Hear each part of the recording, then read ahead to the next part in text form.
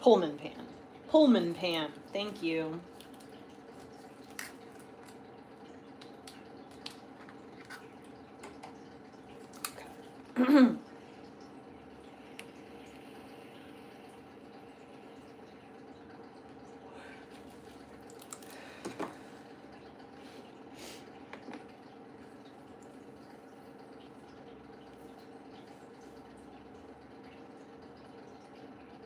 Okay. Let's clean out the kitchen. Something to listen to. I need a shirt. I'm cold.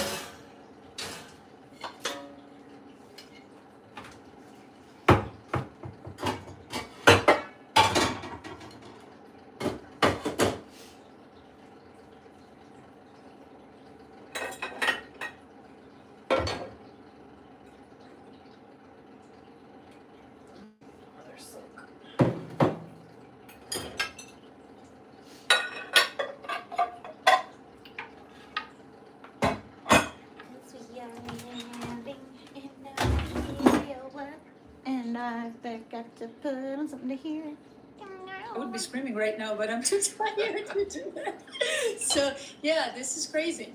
Now what I want to get into is I've noticed, especially with the new footage that Candace put out, immediately, the attacks, the collaborative attacks. I mean, I saw them in our own chat.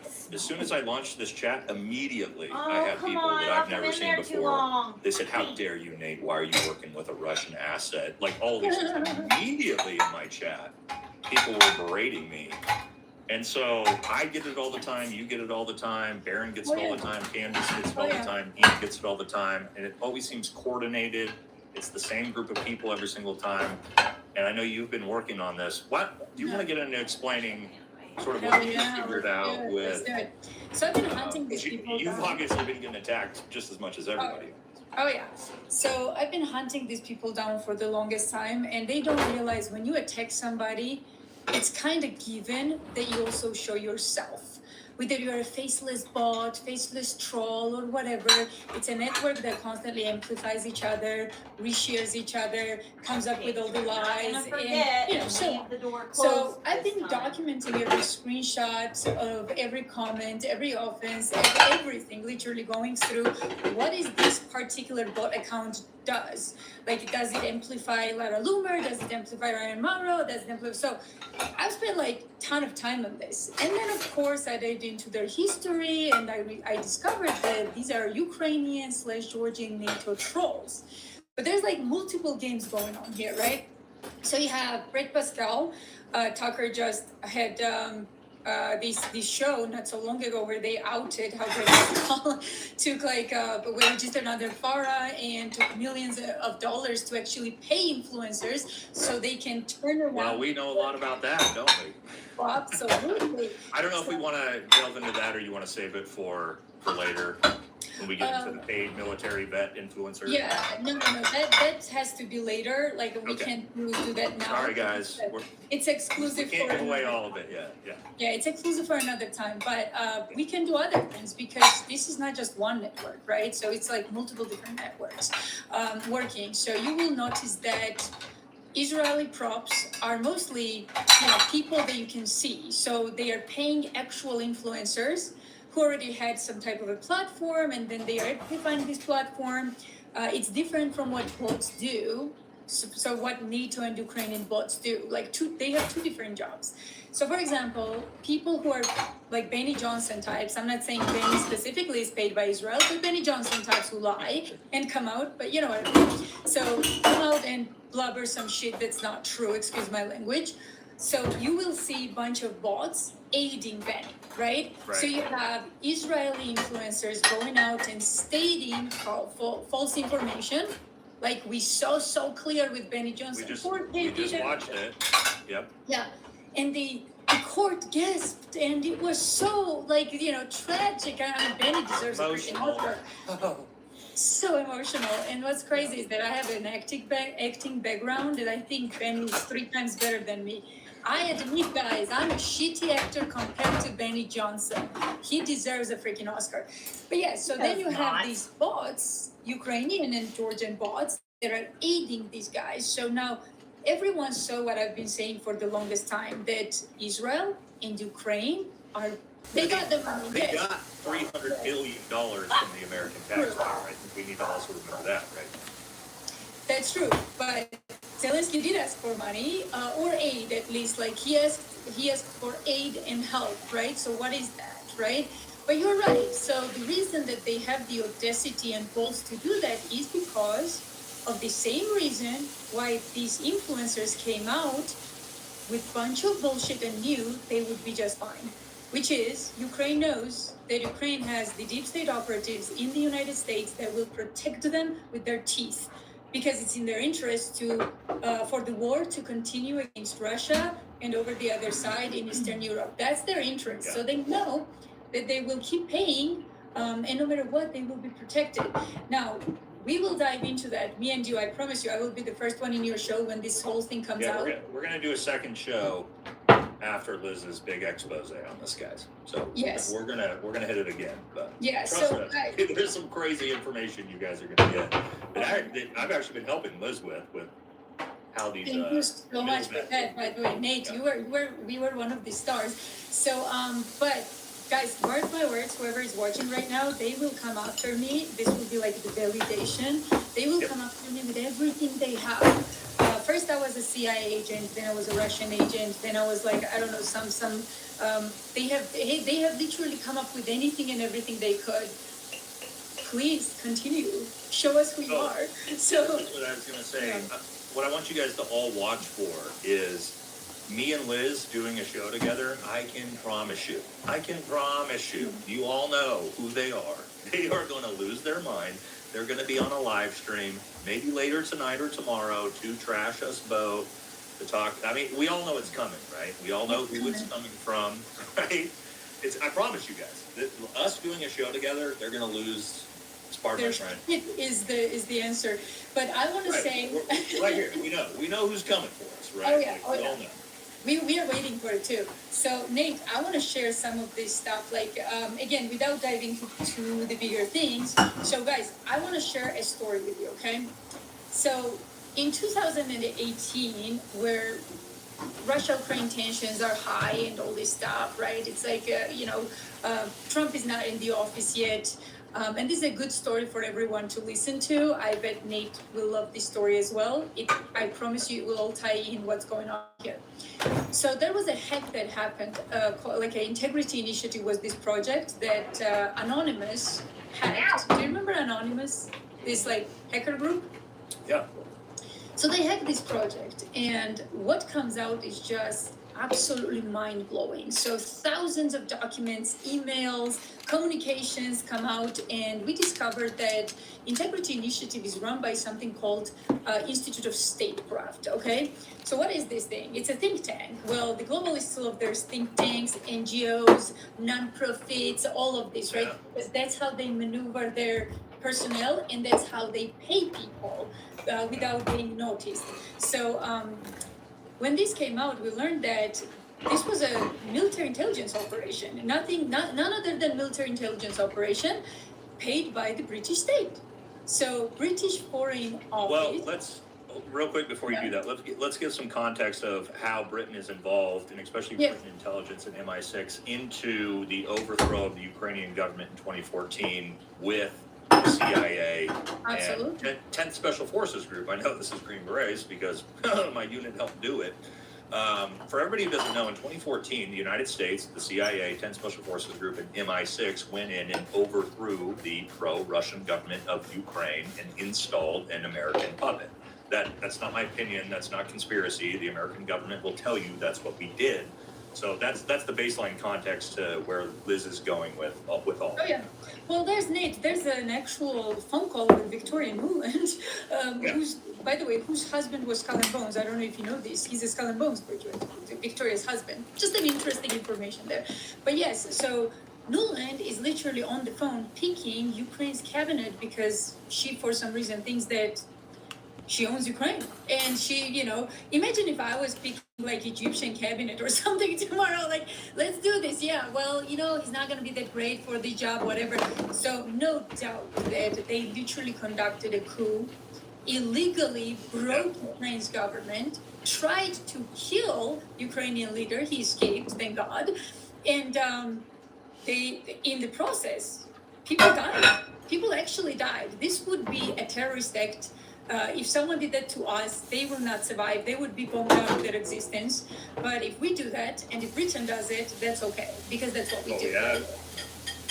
Yeah, I was right. Right. I know how it works. I know what we do, and yeah, right. It is what it is, right? It's rough to talk about sometimes, but yeah, I mean, we have. I don't think people really understand how many governments the United States and really Britain together have overthrown in the last 50 years. So people die. Sometimes we start civil wars. To Uganda accepted it, or if Ukraine, and it's everyone Russian agents. If you like somehow say something pro-positive to Russians or something, then you're an agent. Done. Just what like is Tucker going Carlson on? was an agent. To do it, they've done it to me. So for everybody who doesn't know, I mean, I started off doing purely military special operations content, and I have never had a pro-Ukraine What is going on with my live stream? Because I know the back history, I know everything about it, and that's what I would get. I would try to cover the conflict, and immediately it was like, oh, you're not pro-Ukraine, Russian asset. It was just Russian asset, exactly. Well, I'm not pro-Russia, pro-Ukraine. I'm pro-America, but because I don't support Ukraine, I'm automatically a Putin puppet. Okay, exactly. But I got it too, so. Yeah, I'm waiting for them to say I have like 4 secret children with Putin or something. From Putin's like fan to Russia link to everything, and I don't even care, to be honest. I take it as a badge of honor now, because that means you're speaking truth, because they do something, right? Something. So, but anyway, this is very interesting because Integrity Initiative gets hacked, right, guys? And this is like a bigger than just British operation. At first, journalists thought that this is a British intelligence operation. They had a secret chart where they had these clusters in every country of their journalists. Like, they were journalists assigned to every country in these clusters, and it's like, okay, you propaganda is Baltic countries, Visegrad countries. I'm like, these morons, like, you're running this secret op, and you're gonna put a chart of people that doesn't even work together, but work together? Like, how dumb are you? But they are kind of dumb. I'll show you how dumb they actually are. So then we discovered that on the advisory board, there are people like Peter Pomerantsev, there's like Neville Bolt, a professor from like King's College. I mean, the best part is there's Chris Donnelly, who's like Army. Is it in slow-mo? What's going on? He's a special advisor Hold to on, I'll be NATO right back. Secretary. Better? Claimed we are together to fight Russian disinformation, okay? From their own. Is it working documents. better In my now? opinion, their own documents that got leaked say that they went after British politician Jeremy Corbyn. So it's like, I guess Jeremy Corbyn is the biggest Russian puppet, guys, because they are fighting Russian disinformation, remember? So they didn't like Jeremy, so they made him look like a Russian puppet. They said Jeremy's spreading Russian propaganda. So they literally said this guy's pretty much, not with these words, but in every way, they said Russian agent. Jeremy Corbyn is a Russian agent, right? That did not end there. Many other politicians were victims of this crew and these people. One of them was Pedro Banos, I believe, from Spain. And he was chosen to become one of the national security, like there was a post for him, one of the national security positions. And he was running for it. And they portrayed him as a Russian asset, wrote this like article after article, put it out there, fought him on this. He lost the position. So they completely destroyed him. And even today, he hates them, like completely. So here you go, Nate. They are fighting Russian disinformation by literally going after independent journalists and politicians they don't like. You know what's interesting when I look at the Epstein files, I like to always bring it back to the Epstein files, which was a global network and a child sex trafficking ring that implicated people all over the world, from America to Canada to South America to the Middle East to Britain, especially Prince Andrew. You remember that? Do you know who's not in the Epstein files? Any Russians. Isn't that weird? Absolutely. And the only not that I'm defending that. I'm just saying when we're talking about state level corruption, when we get into England is I don't know if people understand. England is one of, when it comes to especially their intelligence apparatus, when it comes to MI6 and things like that, one of the absolute worst. And much like Mossad, I think Mossad they get the rap they deserve, but I don't think MI6 gets the credit for being as bad as Mossad, right? When they really actually are, or worse, yeah. Couldn't agree more with you, Nate. And it's great that you know that, because most people don't. British Empire always comes out dry from every. You know, have you paid attention to that? It's literally. That was my job for over a decade, was paying attention to things. Yeah, I had a very interesting guy, Alexander Mercouris, on my show just a few weeks ago, and I was saying how British Empire created Israel, and we kind of aided in the creation of Israel. Also, who overthrew Iran? Britain, MI6, and the CIA, right? 100%, and they installed the infiltrated. Shah, right? Yes, that was us as well, together with Britain. 100%. And the best part is, I was saying that we kind of aided in creation of Israel, and Alexander was like, Elizabeth, I'm gonna push back just a little bit.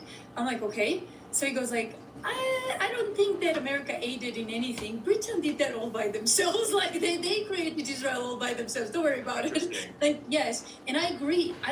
And British Empire knows how to do empire really well. Okay, so they know how to infiltrate, how to divide and conquer.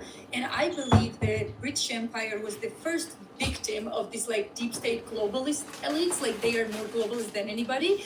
Then they create their little Israel, because that's how they, kind of influence the world, right? Like they have their little hubs everywhere, and they started infiltrating the CIA and our secret, apparatus long time ago. And this is why everywhere you look, whether it's float cameras or something else, you'll find at least one British person leading the game, at least one. And I am up here with that. I literally said I'm declaring, like I'm boycotting England. It has nothing to do with English people. My best friend is English, and he's on the same opinions as I am, right? So but yes, I think if Britain is isolated completely as an unimportant island as it is, many problems in this world will fix itself right away. Interesting. So, yeah. Let's tie this back to the deep state. We're talking about the deep state influence on that, influence on influencers who are now leading the attacks on all of us, right? We're seeing this on very coordinated attacks, and I've shown this on my show all the time. When the big coordinated hit piece that went out on Candace not that long ago, when everybody had the exact same Twitter posts, right? The Graham Allens and the Tatums and the Benny Johnsons, all of them. Every time something happens, we notice, right?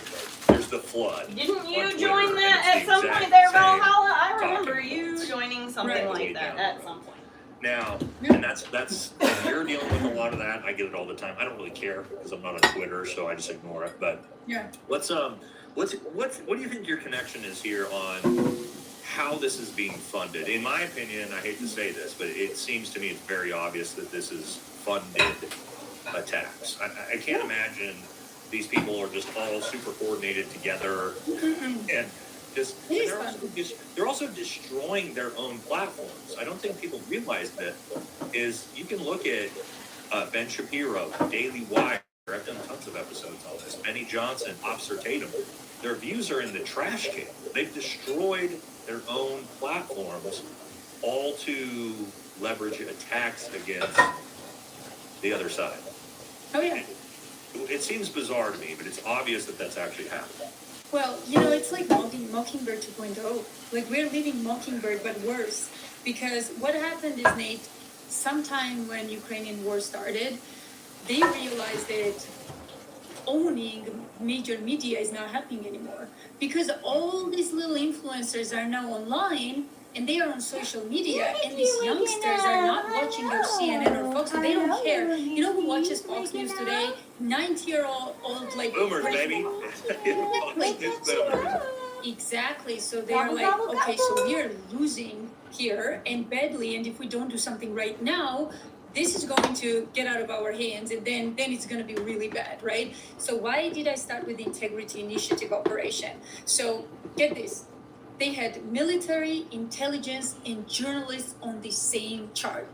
What does a journalist do on the same employee agent, whatever chart as a military officer does? Explain that to me. Why? Why are you there? I mean, Right? I don't know. When I was in the military, I never dealt with a journalist one time in my entire career. Exactly. You shouldn't. That's the whole thing, right? But here you are with the special journalists that they have on social media. By the way, these journalists tie into what's going on today.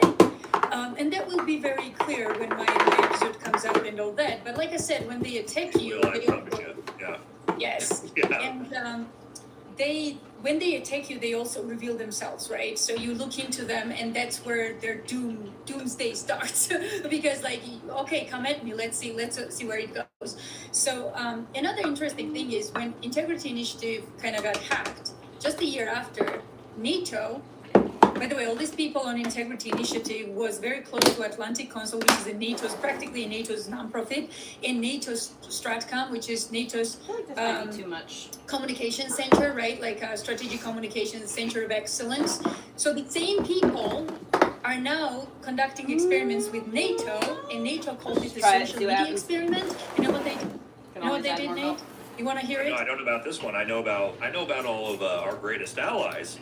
Right? Yeah. Social media programs that they're running here, but I don't Yes. know about stuff. So they started this experiment when they said, well, we want to know if there could be like a influence on social media, so you can like artificially influence those social media narratives and get away with it. That's the best part. Okay. He said, we want to know if you can go undetected, Nate, undetected. And when people asked, like, excuse me, like, what are you doing again? And they were like, no, we want to know this because Russians will do it. It's always Russia, these mentally ill people, these Russia derangement syndrome. No, Russians will influence our social media and they will get away with it, but we have to do it first so they don't do it. Hold on, it's Yes. not just Russia, right? And we see this. There's three prongs to this. It's Russia, it's China, it's Islamophobia. That's the Yes, three yeah. prongs they use in the United States to use the propaganda, right? That's what I've seen now. But also, and the reason why I say this, like, you hear Donald Trump, he just like call everybody a communist, call everybody a Yeah. Russian asset, call everybody a Islamic terrorist, right? But then meanwhile, we're literally having our Congress about to vote to merge the United States With military Israel. and Israel's military. Like literally right now, this is happening. But they're going to shove down your throats. No, it's Russia, it's China, it's Islamophobia. Whereas like I'm looking at things going, well, I don't really see. Like, again, I'm a 1st Special Forces Group Green Beret. I speak fluent Mandarin Chinese. I spent all my time focused on China. Is China an adversary? Absolutely. Does China have an adverse impact on our current politicians? Russia have an adverse impact on our current politicians? Islam? No. I see it mainly coming from who was just at Lindsey Graham's funeral, rubbing elbows? Laughing. Netanyahu, Zelensky, Trump. It's like that seems to be what I'm looking at with my own eyeballs, right? When they tell us not to believe what we see. But when I look at things and I'm paying attention, it seems to me that's who sort of has control over the political apparatus and everything that you're talking about here, right? But my point is, I agree with you, but that seems to be like the 3-pronged scare tactics, right? Yeah. And a lot of it is to scare the boomers. It's the fear of the Cold War. I talked to my dad about a lot of this. My dad's a Green Beret as well, but the boomer class, and he talks about that. He's like, yeah, I mean, our generation is terrified of communism. They're terrified of Russia. They're terrified of the Soviet Union, right? So that seems to be like the easy button scare tactic to get Americans to not pay attention to exactly the influence that we You actually are have. 100% right, Nate. You're 100% right, because during Cold War, CIA did more damage than anyone else, scaring Americans, about communism. And it's really interesting because communism was brought on Russia by the Western elite. So it's like, what are you scaring your Western people against? The Bolsheviks? Bolsheviks. Yeah. That, by the way, was not even Russian. Like, that's the thing. They killed Russian Tsar. They killed Russian Tsar. Who was Karl Marx? If you don't know his background and his religion, the guy who founded communism, Exactly. And what about Trotsky? What about Trotsky, one of the revolutionaries who actually was part of killing the Russian Tsar? What about Trotsky? Where was he living again? Oh, that's right. He was in New York. Oh, that's right. Where was Lenin? Yeah. Oh, he was very far away from Russia in, Switzerland. And so stop it, enough. So, you said Russia, China, Islamophobia. I agree. But right now, it's more Russia than anything else. And there's a reason for it. They want to dismantle Russia. They want to put Russia into 90s where, Russian people were looking for food in the dumpster because of the globalists and what they did and how they dismantled Russia and how they, Real quick, Liz, I have never understood. Again, I'm not trying to say I'm pro-Russia, pro-Ukraine. I'm pro-America. Everybody knows that. Yeah. I got the America First thing back here. But I've also never understood, and I've had this take forever, and this is why I've never been pro-Ukraine in the conflict, is I've never understood, because I look at Russia and I go, that is a white, Orthodox Christian society. Yes. And somehow us as Americans, white evangelical society, that's supposed to be my big enemy? I mean, again, I'm just saying, when I look at it, who am I ideologically against? And then I look at a place like Ukraine being run by who, or our greatest ally and things like that, and I go, it seems like maybe, and I hate to say this, that the Goyim, the American Goyim and the Russian Goyim, hey, you guys fight each other. Yep. So that, I mean, I'm just saying, I've always kind of thought this for, 10, 20 years of why do we hate the Orthodox Christian white nation again? I get the Cold War and all that, but just one of those things where it's just what? Oh, it always seems odd. Even with the Cold War, Nate, it's almost like if Russia hated us right now for the deep state, but they don't hate us. And that's the thing, would it be fair if Russia hated us for everything we've done? It would not be fair, because we are also victims. And, I always say, I boycott England, but then, my friends are like, yeah, but English people are also victims. I understand that. Yes, they are victims. And that's why I don't hate English people. And I'm not scared of them, and I don't avoid them. I want to save them, right? So that would be situation. I don't think it's the people of any of these countries. I always look at the power establishments of these countries. It's whichever countries allowed the deep state to thrive. And England allowed that. Unfortunately, we did the same. And the only man that kicked these motherfuckers out was Vladimir Putin. That's why they hate his guts. Because he came in with these oligarchs. By the way, have you ever noticed how Russian oligarch is always Russian oligarch, but American oligarch is always. I talk about that I talk about all that all the time. That America is a corporate oligarchy. We just pretend that we're some type of capitalist. Yeah, it's like a nice rich guys like elites, but Russian oligarch is an oligarch. Elon Musk, right? What do you think he is? He's a fucking oligarch. Exactly. That's not just Elon, but all of them, Bezos and these guys. And they have more money than Russian oligarchs could ever dream of. Compare Russia's GDP and their wealthiest people, and then compare our wealthiest people and our GDP. The debate ends there. And there are people who accuse me of shit all the time. That's what I want to get into next. But go ahead. Yes. Dark yet? Yeah, they will never come and debate me. I'm open. I'm open to it. I always say I invite every single one of them. You have different opinions about Russia? Beat me, bro. Let's go. Let's sit down with me. I'm more than happy to lose this debate. You just tell me what you need. And none of them will debate about Russia. Because they know I was born in Georgia. Somebody just had this is also something that happened that most Americans don't know about. Yes. Putin wanted to join NATO and be part of the NATO alliance, and NATO said, piss off. So, that's another one.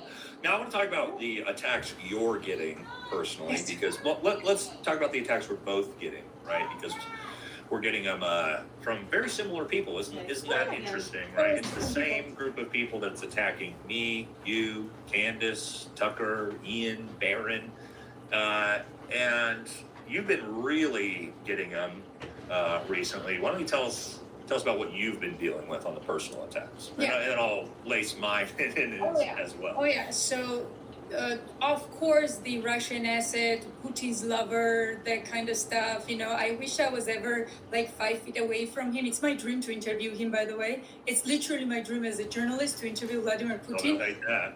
Oh, they can go whatever. So yeah, but because I actually want to ask him all questions, like hard questions and like what I'm actually interested in, but also like hard questions where I think he made mistakes, right? Trusting certain people or not doing what I thought he should have done for the betterment of the world. But yeah, so it is one of my biggest dreams to interview Vladimir Putin. Now they will cut this video.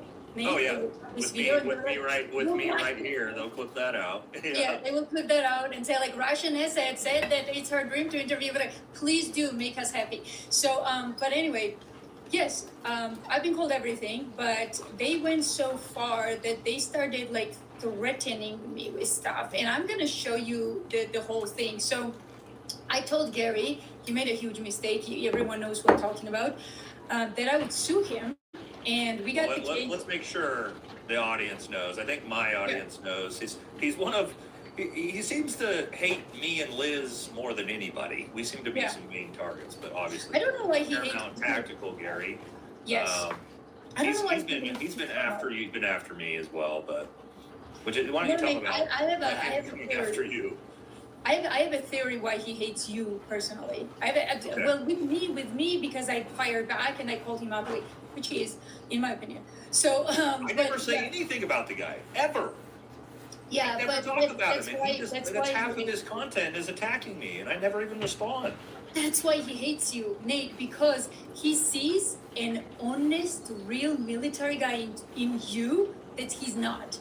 And that's why he hates you. He hates something that he sees he wants to be, in my opinion, and he fails every single time. He's the guy who has to come out and make his job attacking women, not just women or candidates. Yeah, that I don't like. That really bothers me about him, for sure. Yeah. And he's like obsessive too. He gets like a little bit like off, like obsessive, like makes 15 videos on people, and then he takes breaks. Like in between, I guess his demons need break too. But the funny thing is, when I said I would sue him, I thought about this a lot. Like, do I care enough about Gary to do it or not? And I consulted with my priest, which was actually a very good thing. He was like, I spoke to my priest almost all night, like after making this decision, right? And he was like, Elizabeth, my advice to you is that this guy is not worth your, like, even 5 minutes of your time. That's like, how I feel, Right, yeah. So he kind of came, like, brought me to senses of, like, why do I want payback with this guy at all? Like, he's obviously, like, to me, in my head, there is no doubt he's a paid prop, right? Like, in my head, that's no doubt. It's my opinion that he's a paid prop. The guy gets up with the hopes to trash someone every day. His content has no information whatsoever, like nothing behind. It's only going after narratives, trying to dismantle the truth. He's failing at it. Then he's been lying to us for the longest time, by the way. He's been lying to us saying, but he didn't start that way. That's what I try to tell people. Like, my audience knows is like me and him. But at the very start of the Charlie Kirk stuff, we did content together, and he was further down the tinfoil hat than I was.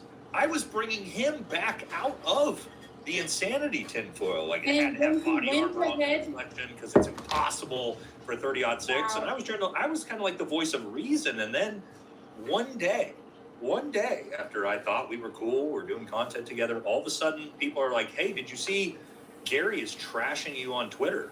Hey, Gary's doing X whatever's on you. And I'm just like, what? Wait, what? Like, what's happening? And I've never had a negative thing to say about the guy. He's probably done 20 fucking hit pieces on me now.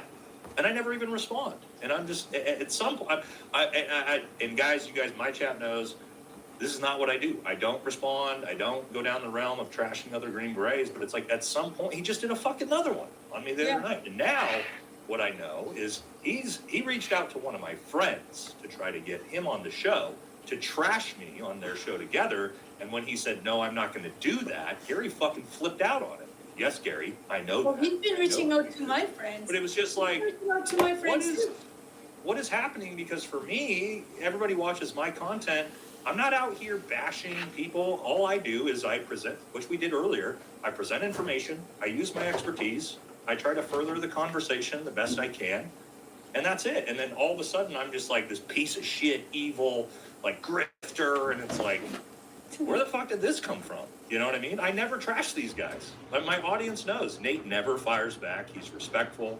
That's why they keep it's just doing like, it. That's why they keep doing it. They do it to everybody. And it's just like, what is happening here? I can't imagine this is because they have some passion to like bring down Nate because You and I both know. We've talked because he's about doing what it is. scientific ballistic tests, so we have to attack his character. You know what I mean? But that's also what they do. They don't go after the content I put out. They try to like trash my resume, which they That's can't exactly do what because they my do. military resume is beyond reproach. But they try to do it in that way, you know, and they're trying to do it to you too. They're not trying to attack your content. They go, yeah, she's a Russian asset. Yeah, she's this, because what they want to do is, take away your credibility. So that way your opinions and your journalism doesn't matter. That's what they're doing. And the best part is, Nate, I had this my relationships by now. We've talked enough and you understand it. So they try to portray as I hate our military and I love Russian military. So I dated both Russian military member and American military member. You know exactly what I'm talking about. Yeah. And they tried to portray as somebody in my community. Exactly. And what I said was I had bad experience and good experience. I had a psychopath that I dated briefly, and I had a great experience, which I already. John McPhee. And so if you don't think people have dug through my goddamn record tooth and comb to try to find anything they can in my back history to decredit me, they've tried. But the reality is, I'm just a good man that had a great military career. I've never been arrested, no criminal record. My military career is spotless, and they fucking hate that. So they can't ever hit me with anything. But now I see them trying to go after small creators and also misrepresent things and also dox them and things like that. And Baze talked about this because they're after you, they're after Baze, they're after everybody. So I want to pull up Baze's clip here and listen to him talk about exactly this, about what they've been doing, just as context of exactly what we were just talking about. Let's listen to Baze talk about this. They lied. And they got caught. People that were in the courtroom called bullshit. Said no. I saw the same thing they did. That's not what it was. I don't know why they're lying. Jack Wasovic, Brandon Tatum, Benny Johnson. And now, people are linking up. All of a sudden, you got, Stu Peters linking up with smaller creators. You got the big names connecting with the smaller names, and they're starting to put some more pieces together. So now what's the response? What's the retaliation? Oh, we're going to start threatening and doxing the small creators to keep them from giving their information to the big ones. Maybe if we scare them, out of it, make them fear that they're going to lose their jobs, maybe even lose their lives, that they won't talk or work with Stu Peters, that they won't send super chats and contact Baron Coleman, that they won't talk with Elizabeth Lane. She's foreign. Let's just call her a Russian propagandist. That they won't send their tips to Candace Owens, that they won't put it together. We see what it is. We're out. This is 2026. There's some we just Operation bought. Remember? In Thank full God effect. it was and right there. We've seen what happened with other cover-ups and conspiracies in the past. Before the internet, before social media. All right, let's stop. He's been dealing with it. They put out a big hit piece on him that he's got some prior narcotics charges background, and as far as complete stupidity and at all. And they're trying to threaten him, to dox him, threaten his career, and it's just why? Because he's got his own opinions on the Charlie Kirk trial, so now we have to try to ruin his life? But that's what these people are doing. Nate, you That's can't the only have way they can opinions think to because your stop you. opinions might be the true opinion of what happened. And then what happens? The deep state is literally literally caught with its pins down killing Charlie Kirk. So you can't do that. See, that's what's happening here. And going back to the NATO, how do you think they do this? Have you ever thought about how fast they are with their little keyboards and hands, and how they always find addresses and stuff? Again, back to NATO. They actually have pros working with Ukrainians, NATO trolls, all this. It was, I forget the company, singular. I already know Integrity Initiative was directly in touch with the intelligence. So no doubt that there are teams going after what can we find about this guy. So first of all, when you have to find something about somebody to debunk their truth, you are already in the bathroom, in the toilet, like out. Like you're done. You know, when you have to do that, you're flushed in the bathroom already, done. You know, like let's not even discuss this. So if you really want to debunk something, come with the truth, but you don't have it. You don't have it. What are you going to do next? So going back to this doxing and that kind of stuff, I'm going to show you a few things. I'm going to pull up a screenshot, which they by the way, deleted. So let me tell you what happened. When I threatened Gary that I would sue him, and then my priest was like, come to the monastery for like 5 days, take a pause. He's not worth it, all of that. I was like, okay, I'll think about it. So guess what happened? Within an hour, Nate, this is provable by the screenshots and all of it after he announced it, I announced it. Within an hour, I'm getting messages like this. Now tell me why is it, you can pull up the first. This one? Yeah. What does it read, the second one? What does it, that troll reads? Wow. That's a straight threat. Like that to me immediately. That's like a threatening your life. Is what I see with that. Yeah, that is threatening my life. And keep in mind that Ukrainians have journalists. Look at that! Wow, the one above that is Jesus Christ. Yeah, and that one, if you let me see, that LH Bray, she's mentally ill demon. She doesn't deny. I guess. Yeah, she doesn't deny that she has demons in her head. I've got all the screenshots. By the way, they delete this stuff later so that it doesn't, if something happens, like we don't have the evidence, and they are so dumb that literally 2 minutes after. Internet forever. Yeah, well, it doesn't even have to be. I took all the screenshots, and then I went and literally documented all of their past behavior, replies, and everything else. So we have treasure trove of documents of all of these bot accounts and paid props, like all of it. So they can change, delete, whatever they want. Then they will have to explain why they deleted it, or where it went, or how it, all of it. So let's move on to the next one. This happens right after. Remember the Zelensky sends love. Why is Zelensky going after me after I announced that I'm going to sue Gary? Like, ask the right questions here. So I'm saying I'm going to sue Gary because he's harassing me and lying about me. And all of a sudden, I get a comment, Zelensky sends his love. Why are Ukrainian trolls and Zionists protecting Gary? What does a former Green Beret has to do with Ukraine at all? Explain that to me. I don't know. People are saying, Nate, you're proven wrong. Guys, again, I haven't even had a chance to, if you're talking about what we were talking about earlier, I literally was looking at that 10 minutes before we jumped on, having a chance to deep dive it, right? So maybe the camera angle's weird, I don't know. We'll find out. But again, that was just something we found. Also, we found just in the moment. Who proved us wrong? Could you write us? Yeah. I mean, it's possible. It's possible that the camera angle is fucking weird or wonky. But again, I'm not sure where that building on the left side of him is. But again, like I said, I didn't have a chance. Yeah. Like I said at the very start of the show, I noticed that 5 minutes before we went live. So we were just looking at it in real time, guys. Yeah. But they'll, of course, be like, look at Nate's theory, even though I haven't had a chance to. I love that we looked at this together, guys. So relax. Yeah. So the next one. Like next. Right. You are an evil scumbag and we are working to fucking deport you. First of all, I'm an American citizen. I always hold American citizenship. I deny the other passports even though I can have it easily. I can actually have the second Georgian passport anytime. I can apply and get it. But I share Tucker Carlson's view on this. If you are in politics or journalism, you should not own another passport. You have to pick one loyalty, one country. And I'm on board with that. Yeah, I agree. So this kind of stuff. So we, by the way, it's always we guys, but if you ask them, they work alone. It's always we, but they work alone, right? And then do the next one real quick. This is all after Gary. Like, this is all for Gary, by the way. So bad. You're going to regret this decision big time. Wait and see.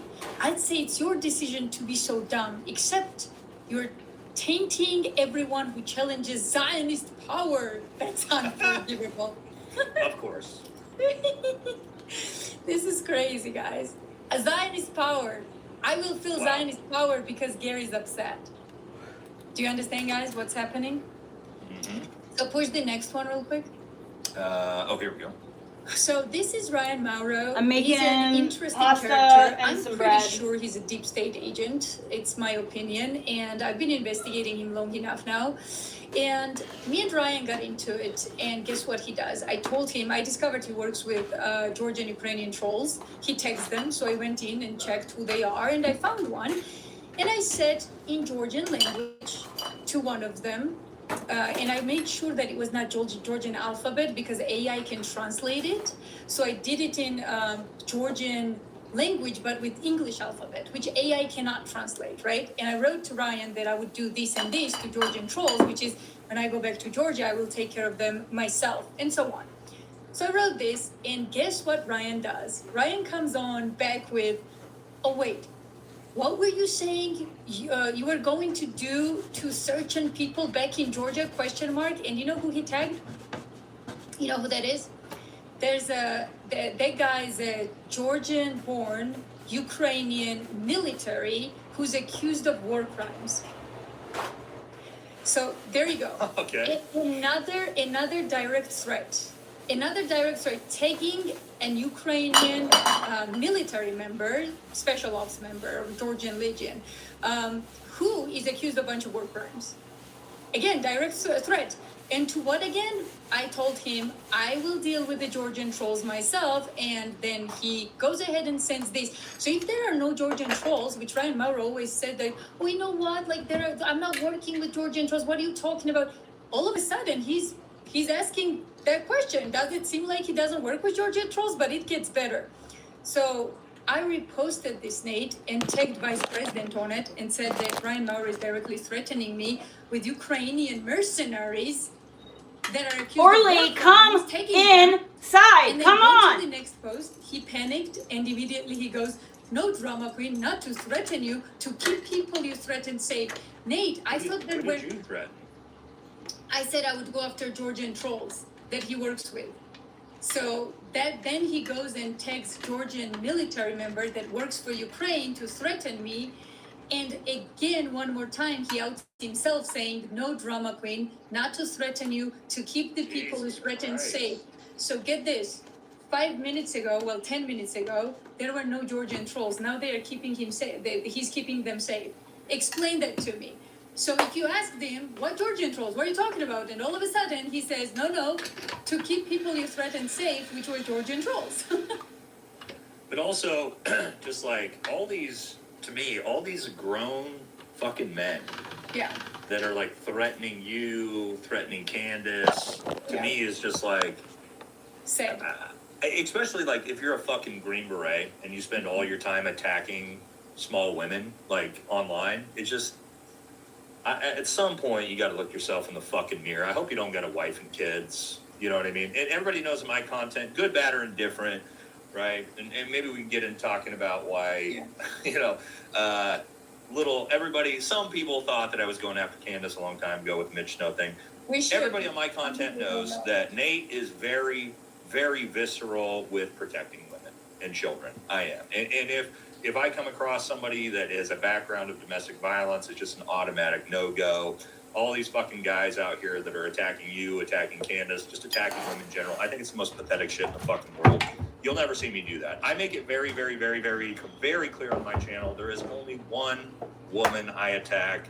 I'm not sure if we can call her a woman, and it's Laura Loomer. That's it. Other than that, on my channel, you will never see me going after women. You'll never see me going after content creators. I might criticize Erica Kirk, but in fairness, my channel knows I defended Erica Kirk for months on my channel. 4 months. Well past. I talked about it with my wife on the show before. My wife, like first day, she saw Erica Kirk's like white suit, weird thing. My wife was like, no. And I tried to defend her for so long. So it's like, Totally. I see these dudes that are just like, again, just that right there, like threatening you with fucking military members. Like, Yeah. what the fuck are we doing here? Like, at some point, as a grown man, like I don't know if we can call them grown men at that point, but I know a lot of people want to talk about that too in your audience, about the Mitch Snow drama. Yes. Right. So I haven't really ever talked about it, because to me, I did one. Yeah, you need to talk about it because we want to know why you did that. Explain this for everybody. Okay. So those people who I know are big fans of Liz and also Candace, my audience already knows this. No, we don't. I Nobody was told never going after Candace. What my concern was with that story was that what he seemed to me looked like a bad faith actor, right? And I still believe that. And I was concerned because there was a lot of people that are trying to take advantage of Candace or give her bunk stories to set her up on things. I was concerned, once I looked into him, that that's what he was doing. He was trying to set Candace up as what I believe is a con artist to take advantage of her. So I wanted to warn her about that. That was literally the extent of, my involvement there, and it got misconstrued and sort of misrepresented as if I was, going after her. But if you actually watch my content over 10 months, I've never, ever, ever, ever, ever done that. You know what I mean? So for all your audience to understand, and I also want to say this, if you guys think that I actually had ill will towards Candace, Liz would not be doing the show with me. Barrett wouldn't do content with me. Ian wouldn't do content with me. Jesse wouldn't do content with me. It was never about that. Okay, so hopefully that maybe clears it up. I don't know. I can say with all honesty, guys, that Nate is one of the best people I've ever met, period. And I don't exaggerate, absolutely. And I didn't know back then when this happened, like I didn't know you back then. And once I got to know you, I was like, there's no way. This is all like Gary Milton's shenanigans and shit like that. And this guy is just unbearable. It's just so sad. Damn, I wish I had my scraper right now. It's just very sad. But anyway, it's his business what he wants to be. I couldn't care less. I couldn't care less about him or anyone else. But when he comes out and attacks people that I care about, love and respect, like he can't just like assume that there will be no consequences. So anyway, this is who people are. And one more thing I wanted to say, and this is like, explain to me what the heck went down here, okay? So when this preliminary trial was going on, I bet that they already knew that this video was going to be private, right? They couldn't imagine that this would ever come out or something. So these lies, what happened. But here's an interesting thing. If you wanna push like the second file that I put on. So this is Joshua Card, a little Mormon operative that they hired. This guy comes out of nowhere.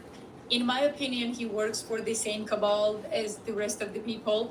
It's obvious that he does like this protective TPUSA stuff.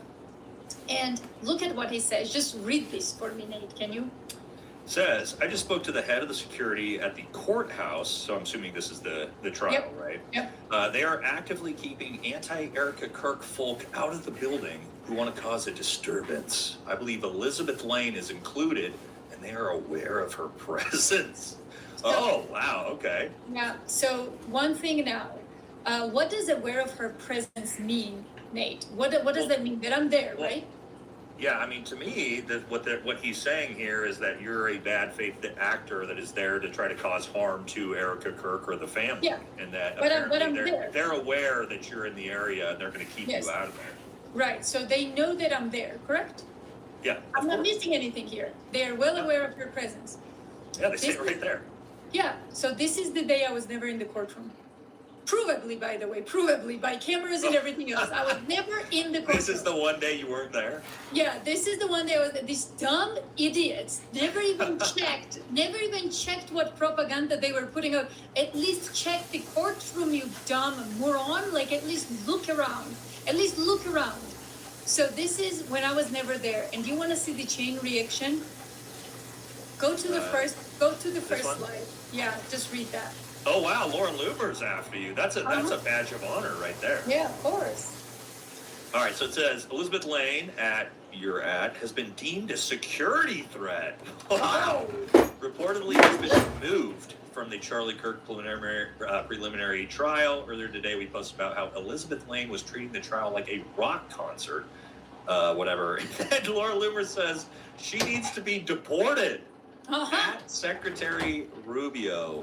Wow. And so we have Laura Loomer emotes in the chat because we're such big fans of Laura Loomer. So I'll go ahead and spam some of those for everybody to see. Oh yes. Wow. Look at that. Dude, you know what's best about this? These morons are posting this right after each other. And I'm not even in the courtroom. Oh, I'm sorry, Liz. This is the best thing I've ever seen. Laura Loomer calling for you to be deported is priceless. Okay, sorry. Go ahead.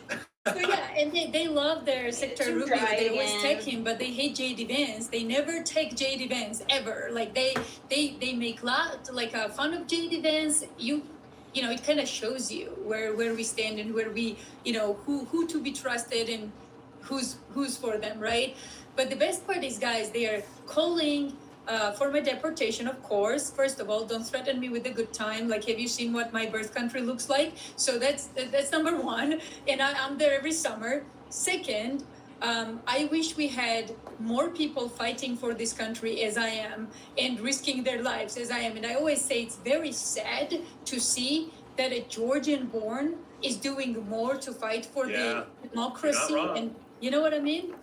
Like, it should be American borns who are doing that, not a Georgian born. And it's very sad to see. And third, the most hilarious part on all of this is that I'm not even in the courtroom that day, and they are chain reaction going with this propaganda, how I got kicked out. And I'm like, they're giving me you were never forcefully removed from the courtroom? No, unfortunately. What a sight that would be. But I love how they said you were deemed a security threat. Right. Like, me doing absolutely nothing. And you know what? Like, you have to ask the right questions, right? Always ask the right questions. Who deemed me a security threat when I was never ever never had any issues with the court? I've been there since day one. So who deemed me security threat? Where is this information coming from? And Nate, these are the guys fighting disinformation. How about they are the disinformation agents? How about that? Clearly they are. If they want to go and put 9 wings behind their backs, they just lie flat out, and they reshared it over and over again with all these big creators. What were they expecting exactly? You were caught in a freaking lie. That's so crazy. I can't, them calling you a security threat and then Laura Loomer calling for you to be deported after that is just wow, that's priceless. I mean, these people have no chill. I mean, think about that. This is what's so crazy for me is it's I don't agree with the other side, right? Yeah. But you're never going to see me doing bizarre hit pieces, on a fucking Andrew Colvett or something like that. Just making things up and bizarrely telling stories, and you know what I mean? It's just so the side of truth, and that's what they're always saying, right? Is they're the truth tellers, right? They're holding us grifters accountable. Right. It's kind of as you're an investigative journalist. I don't know if we can call myself a journalist, but I go out and I test things, right? I go out to the range, I take my rifles, I try to use it and do it as scientifically as possible, and put the content out with no narrative behind it at all, just my personal opinions. Here's what I tried, here's what I think, here's my expertise. That's all I do on my channel, and then we just get viscerally attacked by these people. You know what I mean? I forget who it was. I think it might have been Gary called me a fake Green Beret. And it was just wait a second. You know that with my military record, you're going to try to say that to me? You know what I mean? It's hold on a second. You know that's defamation right there, right? That's defamation right there. And what's funny? You're probably right. What's funny is that this cockroach had the audacity to question. I commented on his, he was going on Candace, like just like going on trashing Candace, and I commented, why is it always ugly men going after pretty women? And I said, military, you say, in question mark. And I had no idea. This was the first interaction with Gary. I had no idea who Gary was, like, at all. And I said, question mark, like, military, you say, question mark? And he was like, how dare you put a question mark in there? I'm like, first of all, dude, I've never seen you in my life. I don't even know who the heck you are. Let's start from here. And second, military people don't do that. Military people don't go out and trash women like that. No, And absolutely this not. guy- We'll never see that. No. Yeah, and this guy has the audacity to call you a fake Green Beret. If I were you, Nate, like, you are a nice guy. Also, the people that attack me don't have the Valor in Combat awards and accolades that I have. It's just kind of like, you guys are attacking somebody that's got a fucking record much more impressive than yours a lot of the time. So You it's are like, much nicer. If I were you, I am. I don't ever even clap back. I don't have Twitter. I just ignore it. But it's just kind of like, if I was the trained but it's Green all a Beret, huge no in our community. Like, Yeah. we are like, the problem is you'll see it sometime. Usually the Navy SEAL community is a little bit worse about not trashing Yeah. each other, but it's like, we don't do this. And that's why Yeah, I don't do it back, right? yeah, And it's like even Matt Tardio, right? Which obviously Matt Tardio, me and him disagree on literally fucking everything. But Well, that's he because came he's out and fucking retarded. publicly apologized to Yeah. me for doing content with Gary. He publicly apologized to her. I'm so sorry. I didn't mean to attack Nate or give the, you know what I mean? So it's kind of like, even guys who are on the opposite side of me that are Green Berets defend me. So it's like, dude, what is happening here? You know what I mean? It's just, it's so, yeah. No, so these weird. are. It can't be organic. I'm getting to the point where it's just like, why am I your target? Because I don't think, you know who I am. My chat knows who I am. I'm not a bad faith actor. I'm not out here, doing hit pieces on people. Nate, And I'm one of their biggest I'm one of their biggest targets. You know what I mean? yes, of course. And Nate, you and I both know, you keep asking this question, but you and I both know exactly what's going on behind the scenes. We've talked about this. We know exactly why they're doing it. We know exactly who's behind it, and we know why they feel the need to do this. And it will all come out very soon. Yeah. So, it's crazy. Well, you have a former Green Beret who got paid by DOD, changed his narrative, and is protected by Ukrainian trolls. And when I threaten with a lawsuit, somehow I get Zelensky sends his love. Really? Yeah. Really, little shorty? You send me your love? Oh my gosh, I can't wait to accept it. Well, you're a badass. That's what I love about you, Liz, is you're not afraid of any of these people, which I love about you. Like, you don't cowtail to any of it.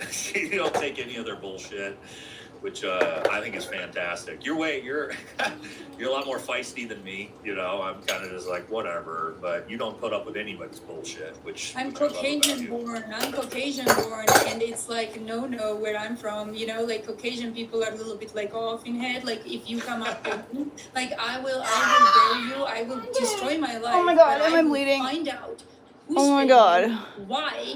Like Oh. I'll make it my mission to do so, and I will Fuck bury off, myself Watch. with you, but you're going down. Like that's So, it. it's so Oh my funny, God. Liz, can I tell you? Because Yeah. when Liz reached Oh my out to me fucking and God. wanted to connect, and I asked her I'm around, 'cause I fucking always taking do my this due diligence motherfucker too, off just right like I'm sure now. you do. Fuck And you. I had quite a few Where's the people be like, scissors? I don't know, she might be a Russian asset. And I was like, well, Oh if anybody, my and for me, I'm like, God. if anybody's going to be able to figure out that, it's me, right? Like, I have the background in it, Fuck. well trained in this. Yes. And after I talked to you You. for about 15 minutes, I was like, oh yeah, absolutely not. No, Liz is 100% on our side. Oh my God, She I is just, like, definitely a truth Almost teller, took so, my entire I'm glad fucking that we've been septum able off. to I hit my connect and become friends my this way nail's so because, sharp.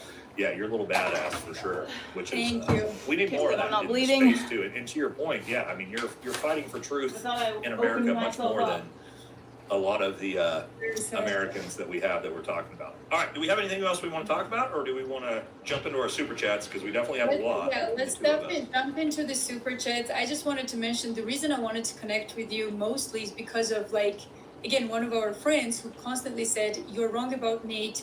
He did not do what you think, with Candace. So, Yeah. and Candace probably will say this. So, like 100%, dude. Like, you're one of the nicest guys, and I'm always honored when I meet military people, because military gets such a bad name because of bad actors in what they do. And when I meet people who are honorable, I'm like, guys, What do I have yes, I can you know, like, stuff I'm just honored. into? So Well, thank you. All right, let's do it. Let's jump into it.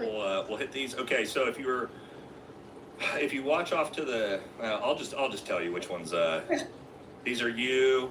These are all new members for Liz. Thank you, Corey. Thank you for the VFT memberships. Appreciate you. All right, and then I'll let you know which ones for you to read. All right. So Mel Jesus Gibson says, ordered a Taurus 92-point herd. It's pretty much the same as the Beretta. Curious if you had any thoughts and experience with it. Just so freaked out what's happening. I feel naked if I don't have a gun attached to me 24/7. So I'm not a big Beretta guy, so I can't give you any take on that personally. But I know a lot of people like Berettas, but yeah, I don't have any personal experience with that. And again, I see some people in the chat have been like, so and so already debunked you, and it's like, which is crazy, Liz, which means these people are fucking viscerally watching. Oh, of course, they our are like, show yeah. like this. When I literally told you guys at the start of the show, Yeah. I just noticed this 5 minutes before. Let's see if we can figure out this together. And they're like, yeah, Nate's wrong. It's like, yeah, probably. I don't know. I've been looking at it for fucking 6 minutes, guys. We tried to figure this thing out together, and I even said I need to sit down later and actually figure all these angles out. But it's so crazy how fast they were on it, Liz. Yeah. They were literally on it this fast, like so and so debunked you. It's like, okay, like, You know, I haven't had a chance to really look at it. I told you guys we were trying to figure this out together. I wonder, like, how much time they spent on us, like how much time they spent on this. Like, it's just so sad, like so sad. Oh, guys. Oh, Which, next. you know, yeah, we'll keep moving. Apologize for telling you a few weeks ago that at least one of the Charlie Kirk security pulled their gun. Apparently it was a rent-a-cop from USU. Well, there was a lot of guns pulled that day, which is pretty crazy. Elizabeth is the ultimate triple threat, brilliant mind, brave, and beautiful. Keep going after the globalist cabal. Thank you so much. Oh, she did, Paul, Georgian word. It means I love you. I love you too. Oh, there you go. Also, guys, in my pinned comment is Liz's YouTube channel. Make sure you guys go over there, you support her, you subscribe to her channel, all right? Thank you. Bobby said, watch the rooftop video last night. Your view is 100% as best, same as mine. Saw your earlier video, spot on me. But I will say this, guys. I will stick to my point that where he was, 10 feet away from the ledge, there is no line of sight for that shot. That we definitely the new Lego video is Street Fire. I've listened to it a bunch of times now. Candace actually played the whole song on the show yesterday. Good song. I haven't seen the new Lego video. Oh, you have to, dude. Liz, this is for you. Candace needs to stumble on the bricks and minifigs thing. Slope roof. Charlie Kirk did not believe the official Trump assassination attempt narrative. Who thinks Trump has integrity? What does the Green Beret think about oil wars? Okay, couple of questions there. So, Trump assassination narrative, Charlie never believed, and he kind of went through why he didn't believe it. And Charlie was not the only one. It was also Joe Kent who didn't believe it, and Joe Kent was in my show saying that they told me to drop the case. 100%. Sorry, my dog went Very off. good. What do I think about oil wars? I hate them because I went and fought them, and I'm not proud of it. So there's that, you know. But yeah, not a fan. Have you considered testing Charlie Kirk's shot with the rifle ammo you believe most likely used to see the bullet stops? How about experimenting with other theories? So and so, yes. So me and my buddy Brian, our next test is going to use an AR-15 with a .223 round, which was found on the bullet or the building right next to Charlie. So yes, that's going to be our next test. Thank you. And if you guys, also you guys, when we do these super chats, I know you're going to leave more. Please don't leave them to me. Go over to Liz's channel. Leave them to her. Okay. You guys know I like you to support my you're guests. very sweet. But follow my followers. Please follow Nate because he's one of us. So please do. Welcome to the 40s Club. Happy birthday. Thank you. Thank you. I was hoping to have Liz come out actually for the birthday, but she had more important things going on that time. Bobby says, noonday sun on a cloudy day. I don't know what the hell they were looking at. That's another one I've seen people talk about if you would have seen a muzzle flash or not from that fidelity of the camera, middle of the day on a white roof. No, probably not. You would see recoil though. 30-06, which we do not see. So that's kind of interesting. Lambertone says, love the channel, dude. Former lefty, now an independent. I think this lie about the 4K footage means that Tyler Robinson will never see a courtroom. Dark, I know, but I'm afraid he's in danger. I think a lot of us are a little bit concerned that he might not make it to trial. This is for, well, they sent it to you, but they said go Mac's brother. Yeah. Love your word. Elizabeth Lane is based as F. She is. These are for you, Liz. Oh, thank you guys. Thank you so much. Thank you. Charlie was sacrificed. So I've seen this. Have you seen the story about him being potentially eaten as like a Kabbalist order human sacrifice? It's a big thing that's moving. I haven't dug into the story yet, but I did see the start of the story. It's pretty creepy. What do they say? Because I was like I said, I was so busy to do the research. So they're talking about his body, basically that he was sacrificed, and they essentially, the way these Luciferian and Kabbalists work, that they ate him afterwards. Now, again, I don't know, but apparently that's a thing they do in these Luciferian-esque, New World Order, NATO fucking craziness, satanic rings that they do. So isn't it funny how in the beginning, Nate, like when Trump was coming like on stage, kind of running as a president or for presidency, he had all the right ideas. He was like, let's leave it, stop all of them. And it's like, what happened, dude? It's so sad. Well, could you maybe take into consideration every single one we lying? wanted was the talking point. Exactly. We didn't get him. Yeah. Clemson says, if it quacks like a duck, walks like a duck, it's probably a beaver, according to Jack Pussyback, as we call him. I'm gonna start calling you that. Yeah, this for you. Thank you back. Thank you so much, Easy Money. I remember you. Thank you so much. You're always so generous. Thank you. I really appreciate it. All right, Buff, one of my moderators says, Hermione Granger's backpack on zeroed scope, shot that went through the building, a bunch of Daddy Trump simps, cognitive dissonance, maxing. Yes, that's pretty close to the truth. Thank you, Buff. His location is an impossible shot. Again, I don't know for sure if that's where he was at, but again, I'm just trying to figure that out with countermeasures. I got to go back and look at it. I'm still not sure I'm wrong. Yeah. Based off of what I'm looking at. But I'm going to sit down with Matt from Trigger Smart. I know he sent me some messages, and we'll be able to figure out all the angles on that for sure before we give our final take on it. Bobby says this kid was a rabbit setup for the chase. This for you, Liz? Who is the person that will be held accountable for producing fake content? Cash? Not Cash Patel. He's not going to do shit about it. No. Nobody's going to be held accountable for it. You know what I mean? Are you talking about the fake content, like the fake content about me being in the court, or? I think so. Yeah, they're talking about lies, like fake content lies about you, I guess. Yeah, absolutely. Nobody. I will answer this right now. Nobody will be held accountable because it's coming from the highest points of, power. So nobody. That's why they are so free, like literally lying about everything and anything and everybody. Like it's just, they are so sure that no punishment is coming. They're wrong about that, by the way. Punishment will come for every single one of them, but in due time. Right. In this life or the next is what I like to say. All right. Don says, do we know for sure this is legit footage and not AI? I see everyone showing it but not saying it's verified. I don't know. Again, because Hello? It does look like the same footage that we saw from that one camera, but it's hard to see. So, story's crap, but match the new video with the video from the kid who saw him laying on the roof might help his proposition. Yeah, I gotta triangulate everything, guys. Again, that wasn't a. That's why. Excuse me. That's why I haven't put it out in a real video yet, because I have to actually, when I do my own expose content, guys, it's because I've sat down and triangulated and done all the math for everything, which. You guys got like a backside view of like how Nate works on these things, right? When I find some new information and I'm trying to figure things out, that's what me and Liz did with you guys when we first sat down on the show. So I know we already know who's going to take this. I promise you, Liz.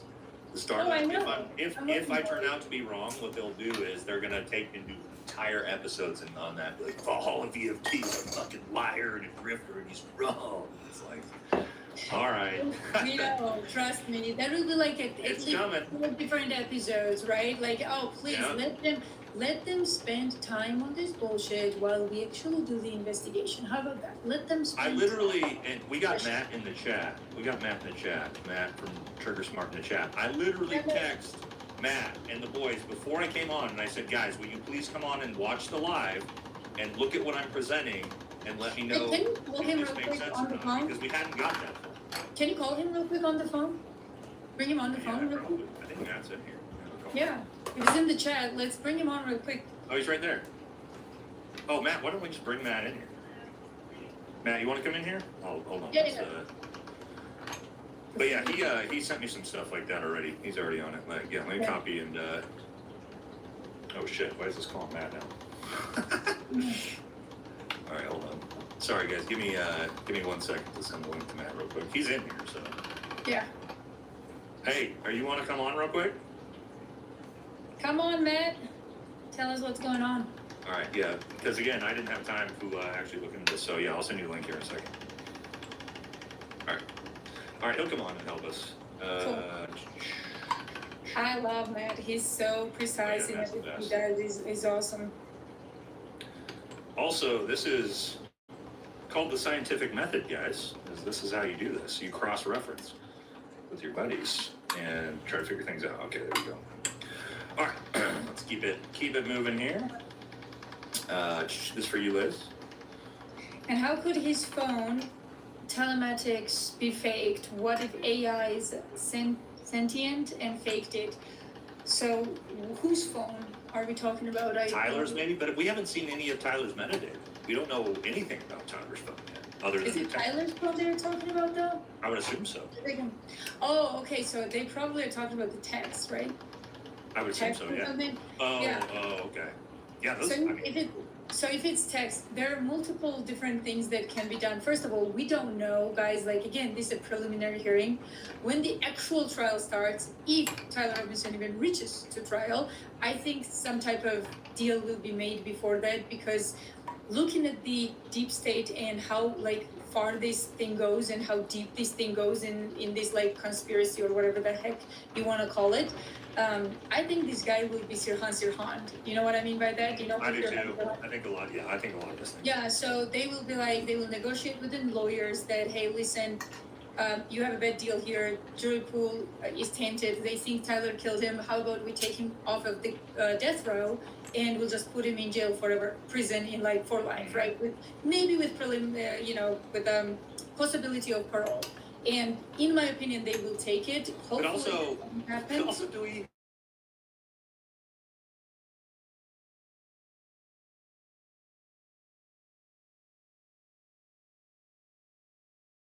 From the movie Wanted, he curved the bullet. So if you have, it's a joke, Liz. So have you seen the movie Wanted with Angelina Jolie and Shia LaBeouf? It's all about how they can like curve bullets around buildings and corners and make them do like crazy stuff through physics. No, so it's a joke. I don't. It's a I've joke. never seen it. That's funny. Yeah, that's probably what it is. This curving bullet is what was very interesting. The magic bullet. Yeah. It's Matt. Just let me know when you're ready. Went to college at UVU and know the campus well. I knew the angle was impossible for TR to mark CK. All right, let's pull this up and see what Matt's got for us here. I gotta pull this down, pull that up. All right, here we go. I'll put this here. All right, so we have a couple of different things, and I don't know why my throat's all irritated. I might kind of caught something from my kid or something, but yeah. So you guys were right that the angle looks weird. Yeah. For sure. Oh, what the fuck is that building all the way up there? Yeah. So if you look here, so start on the right side. So we have this highway sign way out here. That's the red here. Yeah. And you see how huge it is because the focal length of this camera is insane. And then you have this. It's super distorted. And that's here. And then he's supposedly here, and he's there. So, and then if you look here, let me go back.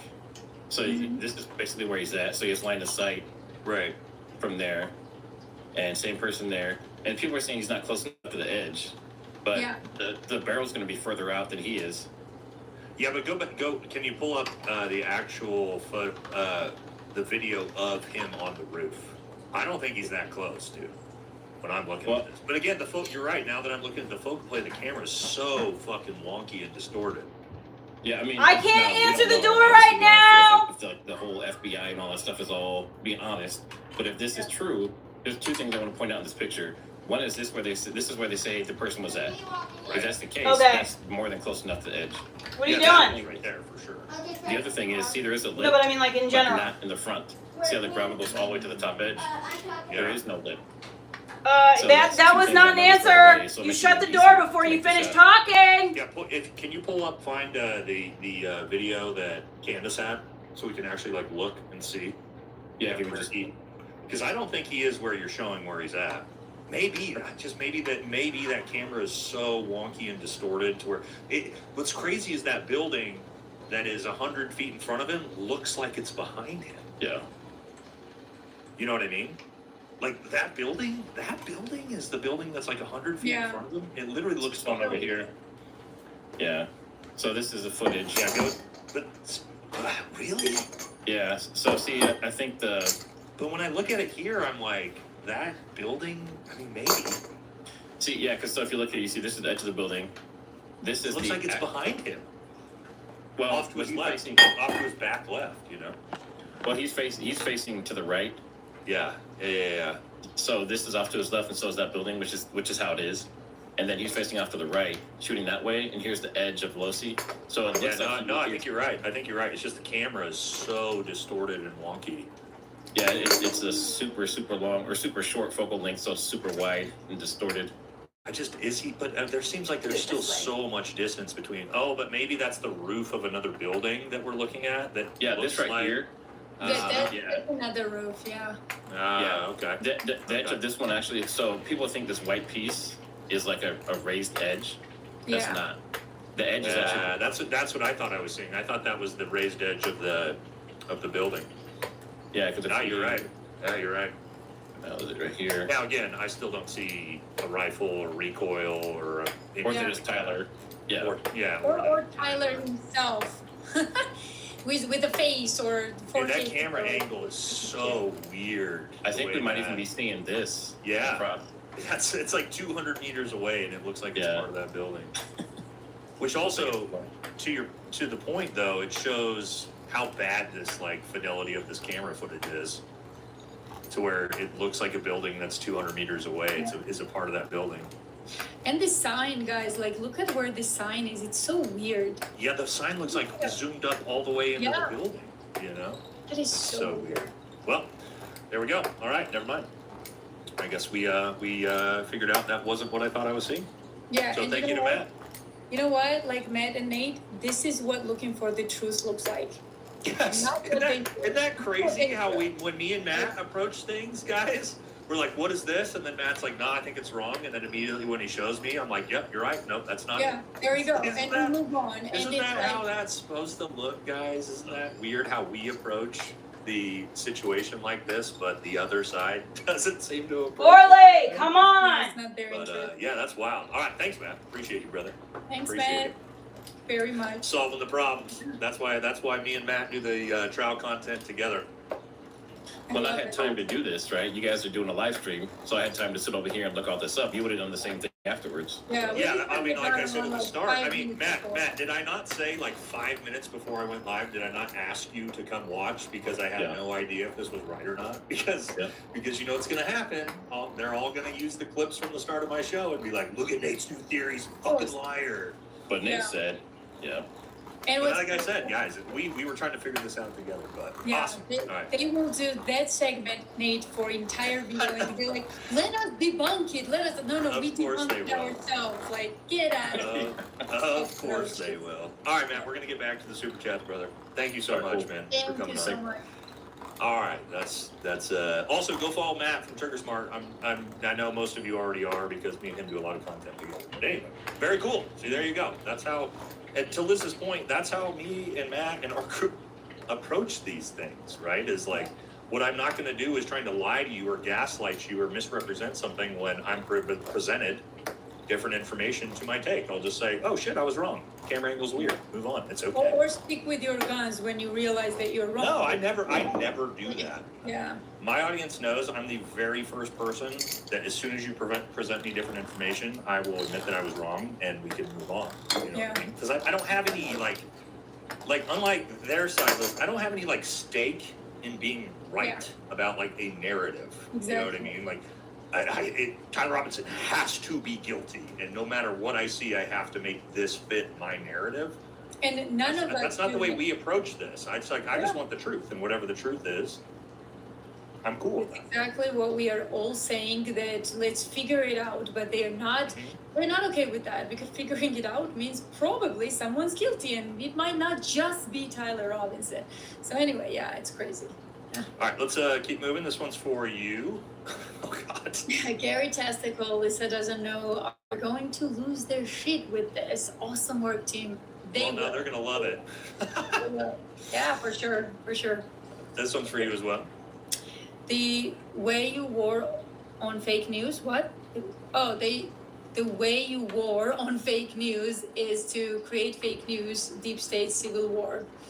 So what does he mean by the way we I think fight? he's saying, yeah, the way you fight fake news is to create fake news. No. That's how the deep state works, I think is what he's saying. Yeah, it's I mean, kind of. Yeah, you're right in one sense that they always come out like we are fighting Russian disinformation, and then they are the disinformation agents.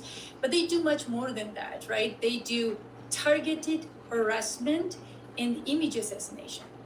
So it's not even fake news. It's not that. The image assassination is what they really do. They've done it to both of us. They do it to Candace Tucker, Ian, Barron, everybody. Baze. It doesn't matter who they are. They're doing it to Baze right now. Baze is a small creator that just started, and they're doing a character assassination attempt, making up fake charges that he supposedly had. Yeah. That's Baze. Yeah, and I think people got smart about this, Nate. I think they realized that, you know what, all of us are human. All of us do something that some of us don't like, and we're okay with that. We don't care. Like, you know, to go after someone like Tucker, can you imagine? One of the biggest patriots of this country, one of the most honest people who doesn't need to do any of this. Tucker has established himself. Right, yeah, he could go away forever. Number one newsman of the nation. He can quit tomorrow, not care about this country at all. He can move to freaking Switzerland with his entire family and be like, you know what, adios, America. You want to lose your mind, do it yourself. Like, I want my peace and quiet. He's fighting to the end. Be thankful. Be thankful. Yep. That's all you have to say. Crazy. Oh, that's a cute doggy right there. It says, what about the cars driving in front of the shooter? Where are those at on the map? Again, guys, I'll probably sit down with Matt and like really try to look at that. But I think Matt's right. I think it's just the camera is so bad and so distorted and so grainy that it's like all mashed together like that. So, which is also good to know, right? Because what Matt just showed was this footage is so low quality that it would be impossible to tell anything that's happening in that footage. What are you talking It's about? also important. 4K. What are you talking about? You didn't see the Right. Which, to your point, the Benny Johnson 4K story becomes ridiculous now that we see that with what Matt presented us. That looks like a completely different video angle than the original video where he climbs off the roof. There are probably two different people. Again, guys, I mean, and pretty much everybody in the chat, I think we were looking at this was like, holy shit, right? But that's why you need people like Matt to be like, let me break this thing down, right? Mm-hmm. This for you, Liz. Who is at the top of the pyramid of Space Command? So you mean with all these deep state people? I would say it started with British Empire, to be honest. British Empire has been taken over completely. This is where you see British people themselves are slaves to the deep state. The British people get arrested for tweets, for posts, for statuses. Yeah, what is there like 13,000 people that are in prison for social media posts in Britain right now? Yeah, I would assume the numbers keep growing. Like, well, that was like 6 months ago when I covered it on a story. I think it was like 13,000 people that were in prison for social media posts in the UK. In the UK, and that there's absolute war on local people, like British white born people, you know, like absolute war on them. And what I love to see, by the way, Nate, I've noticed that Muslims in Britain actually are standing up for whites now.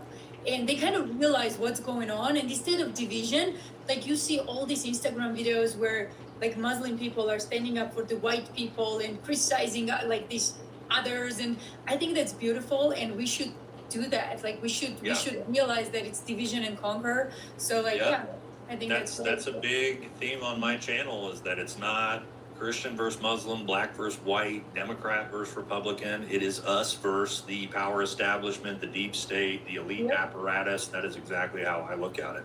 And if we could ever figure it out together, right, that's the problem. Yeah, we could make some good progress. All right, Buff says they could at least buy us dinner and some makeup because we want to look pretty and get wine and dine before they dethrone us with the Fed slop narrative. But no, couldn't even throw us a Happy Meal and chapstick. Okay, thank you, brother. Appreciate it. Easy Hammer says could be why he crap walked in a different direction at first, ended up going the wrong way, probably trained by Blake. Yeah. So the low crawl is very bizarre. I'm thinking about going out and trying to do an actual military long gun low crawl and not have the gun visible, which I'm not sure is going to be possible, but I know how to do it. I just don't know if I can do it without you seeing a 44-inch long gun in my hands. So Nate, we should come to Utah, and we should go down again to UVU and actually. Oh, that would be great, actually. Do it. I'm serious. Like, come, let's do it. Let's do that. Do we have to like sneak on campus? No. Why would we have to sneak on campus? Like, if I could, I could actually like go up to the Losi building and look at that. Yeah, that would be awesome. I guess we should do that. That's a pretty good idea. We probably should coordinate that. That's for you. Happy to mod for your brother. Oh well, so some of these. Okay, so probably some of my chat sending them to you. This one's for you as well. Russia fake ISS mission with US fraud in space facts. I don't know what's going on that one. But. I don't know either. What's going on with that one? Holy mackerel, great job, Nate. He just broke his case wide open. Turns out we didn't, guys. But that's okay. That's okay. Is he LARPing as a sniper or an assassin, which fits Furry's imagination? LARPing, evading security, proving it can be done. Was it a game to Tyler? I don't know. I don't believe the furry like stories now anyway, now that I saw Lance Twiggs' testimony, and he was just a regular fucking dude. Yeah. A creepy dude at that. Like the whole trans furry lover narrative doesn't make a whole lot of sense to me anymore after I watched that. Yeah, and we were fed this lie that Tyler Robinson was super anti Kirk and super anti Charlie and all this, and then he was like, oh no, we never talked bad about Charlie. And what? Yeah, ever. Never heard him talk about Charlie Kirk before. It's like, oh, wow. Okay. And he just woke up one day and decided that. Yeah. James says, how about the side crawl? Like I said last night, never heard of that term. It was never taught as an 11 Bravo for 7 years. Low and high only. No, you're 100% right. A lot of people have been asking about this. I know Candace talked about this.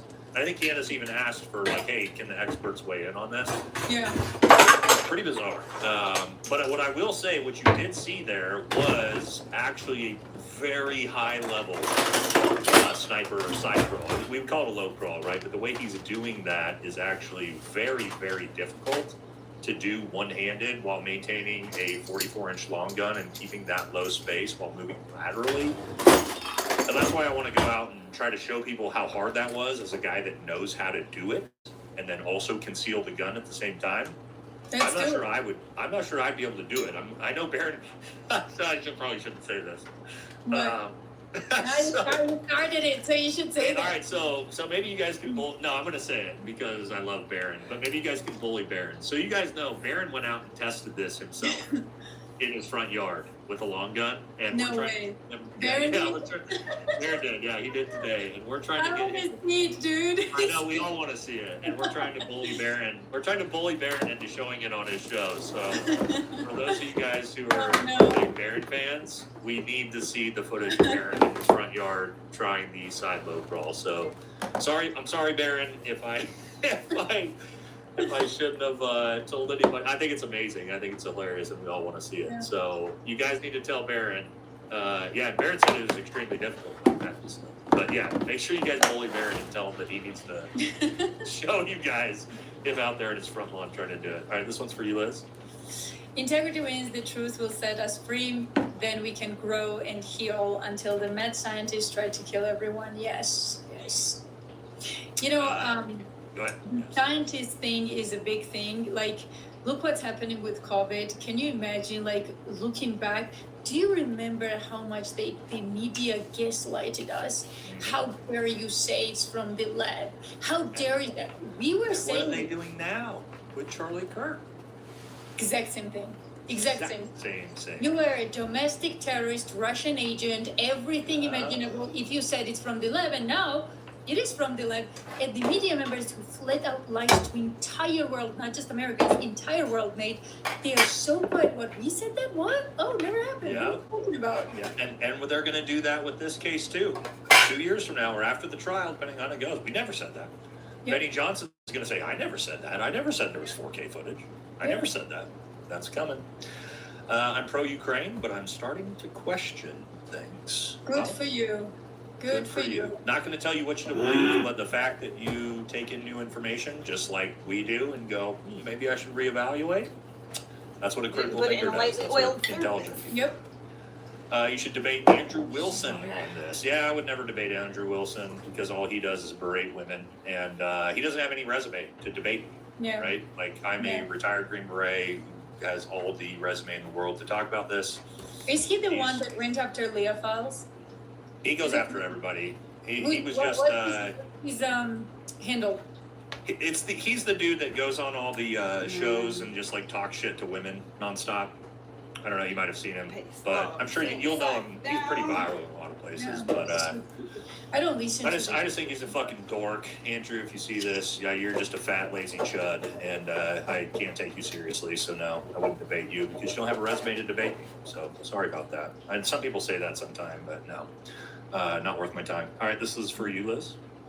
Okay, I'm done. I wouldn't go to Vegas, Elizabeth. They are killers in Vegas and shouldn't be trusted. Remember MGM 24OB? I heard it. Who owns the casinos beside Trump? So, yeah, MGM is a huge network. They own practically everything. And what was the Vegas? Why are we talking about Vegas though? Like, what's so you're just talking about not believing things, right? So when you're talking about a 240 Bravo, that's one of our heavy machine guns. Yeah. So a lot of people think what it sounded like, and yeah, it's pretty obvious it was somebody had a 240 Bravo military heavy machine gun that was opening fire on the crowd. And the government we're talking about Vegas shooting. Is that what yeah. No, Vegas shooting is a huge question, like, for me. Yep. Like, so and that's what they're talking about, is how sketchy that whole story was. Yeah. Yep. Totally, guys. You are the ones who empowered Teflon Don. What do you mean, you guys? Idolize more meatheads. I never voted for them, so I don't know what you mean by you guys. Shaped your entire existence and submitted willingly, basking the certainty of your hindsight. Andrew agrees. And that's a great insult, but unfortunately, I didn't vote for Donald Trump, so it doesn't work. I supported Donald Trump all the way through. I will always take this just because I believe that he was an outsider. In many, many ways, to be honest, I still believe they put him in a Truman Show, but it's inexcusable to. I don't think so at this point, Liz. I'm past that. I tried to play that game for a while to give him like the credit of like, and now no, I think he is the deep state. In my opinion. Many people think like you. We're 2 years in. You know what I mean? I was talking to Julian Dory not so long ago, and he said the same thing. He was like, you know what? I gave benefit of a doubt to this guy so many times. I'm like done with him now. So yeah, I understand that. I do. Yep. Yeah. I know. I think a lot of people are there too, where it's just like, dude, we gave you so many chances to, like you said, you ran on all these things and you did the opposite, right? So that's where I'm at. And 2 years later, I'm just like, nah, you had your chance, personally. Joe can't answer. Yeah, I love Joe. Joe is awesome. This is for you. Oh, these are like, it's a new Jules thing. This is like a new thing on YouTube. I'm not sure. I don't know. Great traffic. Well, thank you, Josh. Thank you so much. Yeah. It's like a donation with some new type of thing that they can do. Thank you, Josh. I appreciate it. Corey says, well, shit, here's some mag money, brother. Thank you, brother. Appreciate ya. Buff says, okay, Gary, okay, Tatum, okay, Allen, Graham Allen. Please recreate a golden bore shot facing 90 degrees away from the target with a bore-sighted rifle. Don't worry, I'll wait. In 38 seconds, mind you, right? Because that's another one they've tried to say is a big thing with this, Liz, and a lot of us that come from the shooting space, is that if he had this entire rifle completely broken down in his pants or backpack, the scope, right, is no longer zero. What zeroed is like the scope has to match where the barrel of the rifle is going to shoot. As soon as you take that scope off the rifle and break down the rifle, you're no longer zero. So you would never be able to make that shot. Some people, like Gary, have tried to say he bore-sighted it, which is this like very convoluted technique of like looking through the barrel and zeroing it that way, which takes a long time, which we saw there in that video. How long was he in the prone? I think I said in my video earlier, I timed it, 38 seconds. Exactly. Then he supposedly put all these things together, oversighted, pulled off the shot, got out of there. A kid that has hard time. Have you seen his videos, Nate? This kid has a hard time like communicating, but he's like just a pro. He's better than you, Nate. He's better than you. He never served, but he's better than you. On the video turnaround to the left church, you can see the highway sign, meaning he isn't even looking the wrong way. Again, yeah, I think Matt figured all that out, which is bizarre footage. Yeah. Thank you guys, though. Again, No, we figured it all out from start to finish in one episode. So, Nate, I'm looking for where the camera could be mounted to get the shot viewing. It doesn't exist. There wasn't a billing toll for that perspective. In my opinion, this whole thing is fake unless I'm shown where it is. And it could be that too. It could be that too. That this whole thing is just fucking. I don't know. It's too crazy. This one's for you, Liz. Hey, Green Beret, why do you trust your order givers? My entire channel is questioning the government, so you should tune into my content if you think that I trust order givers, which I most certainly do not. That's Nate is probably the least of all these people that does that. Like, so that's absolutely That's my whole spiel. It's so funny. I get these sometimes. I'm like, okay, so I'm anti-government, anti-Trump, anti-MAGA, anti-Israel, anti-Ukraine, but somehow I'm a grifter for the government. Yeah, and you know what's crazy, Nate? From all the stuff that you just named, you know what they will come up to you for? Anti-Israel and Ukraine. They don't care for Trump. They're like, how dare you? Zelensky sends his love. Oh, I know. I've had full hit pieces done on me. You know, Jewish Insider, like the biggest Israeli. They've done entire hit pieces on me. Well, I'm also Sure, you're on there too. Insider. So it's just I love this. Yeah. Yeah, I've got whole hit pieces done. Which is so funny though is I have so many people that found my channel from the hit pieces and then started watching, and they're like, "Hey, found your channel from the hit piece. I watch your stuff. I love your content."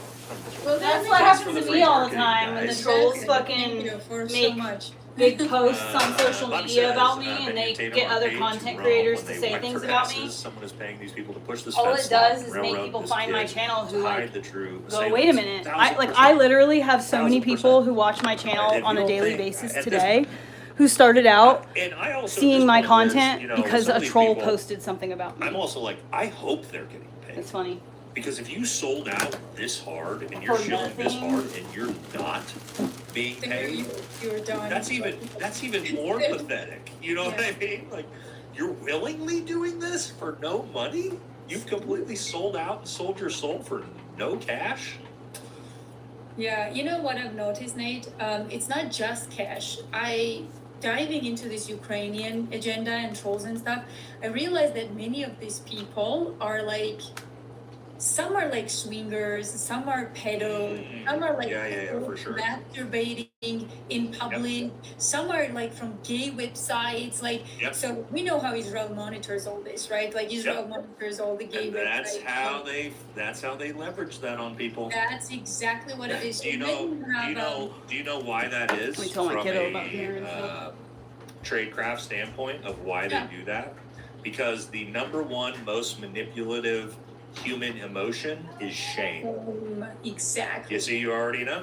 I already know. Trust me. That's how you can control people through you can control people through their shame more than love, more than anything. And to your point, some type of like weird sexuality stuff ties into that shame. Yeah, especially if you're like, Mormon or religious or something, and all of a sudden they hit your face with the evangelicals. That's a big thing for them. right? Yeah. That's a good way they can leverage the deal is, take the money. We'll never say who you are. We'll protect you. All your sins are protected. Take the money. What do you have to lose? Elliot! And this is why some of them get so obsessive and angry.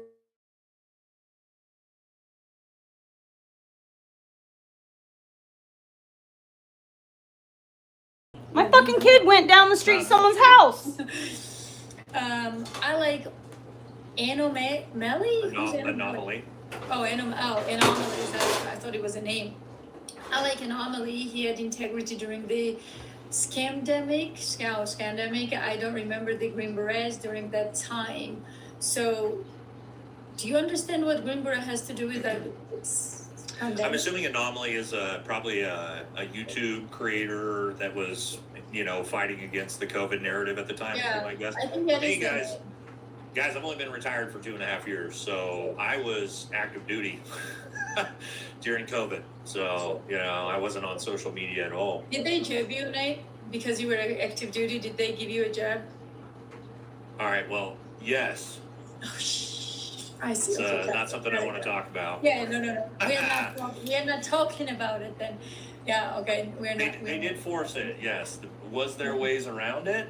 Yeah, hopefully. Probably. We'll leave it. We'll leave it at that because I don't want. Good for you. I don't want to devolve on that. Where did Canvas's video come from? Is it the same footage that was submitted in court or shown on Friday? I want this to be correct more than anything. Love Miss Lane, especially when you start rolling on someone. Christ is king. So I believe, based off of we talked to Brandy and they've seen the footage in the courtroom that they have said. So what am I gonna make for a sauce? Footage, right? I'm gonna cook and the also, pasta. you can actually see on one of the prosecutor's computer, they didn't. He was like actually playing in the background, and you could see that was at least the same camera angle as we saw. So I'm assuming that it's been confirmed it was the same footage. Isn't it funny that they went after Candace instead of, see, this is another very good indication, guys. Pay attention to this. So video comes out for everyone to see, right? Everyone. Some of these people who are trashing Candace were never in the court. So for the first time they see the video, and instead of, wow, at least we know the truth, they were like, how did Candace should be arrested? Why are you so pissed that the video came out? Why are you so weird? It's so weird to me, Liz, because if you would have actually released high def footage that showed everything that Benny Johnson claimed with Tyler Robinson's face and the shot being taken, and you showed that to me, I would say, lock him up forever. Put him away. I'm 100%. I would do the video that day. Tyler Robinson is guilty. Put him to death. I would do that, but I said that too. To your point, that's not how they have this take though, because when there's footage that comes out that goes against what their narrative is, they do every mental gymnastic in the fucking world to try to debunk it or something like that. It's like, why can't you just approach that information with an open mind? 100%. That's what I said on Space. I said, as soon as I see Tyler Robinson's face shooting Charlie Kirk, I'll be the first one to say the guy's guilty. I don't care. Maybe there were others. He needs to go forever to prison or death row. That's fine. I don't believe in death row now, but yes, you know what I mean? So, but no, not them. It's always manipulation. It's always, assassination of image, bunch of trolls, NATO, Israel, all these F you people. I'm so let's debunk Nate's new ballistic video, you know what I mean? Rather than watching it and being like, can you imagine what they did to your video? That's crazy. Oh, we didn't even talk about that. Dude, do you want to mention this? Because I was angry for you. I honestly was angry for you. We didn't talk about it. If you guys didn't see this, they took my new 30-06 ballistic video where we literally did, recreated almost the exact shot, as close as you could get. TPUSA, Andrew Colbett, Blake Neff, TPUSA used my video, didn't actually play any of the, really hard-hitting parts of it, and then said that I believed that this proved that it was obviously a 30-06. So they completely lied and misrepresented and used turned on the front line Twitter to their audience. Like, oh, well, Nate from Valhalla, look, he just showed this 100%.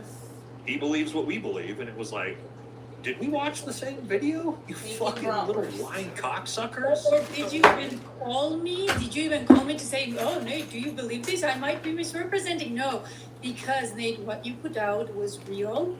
And when they see such evidence, they always get scared. And what are you going to do other than flat out this is an intelligence tactic, by the way, if you don't know, guys.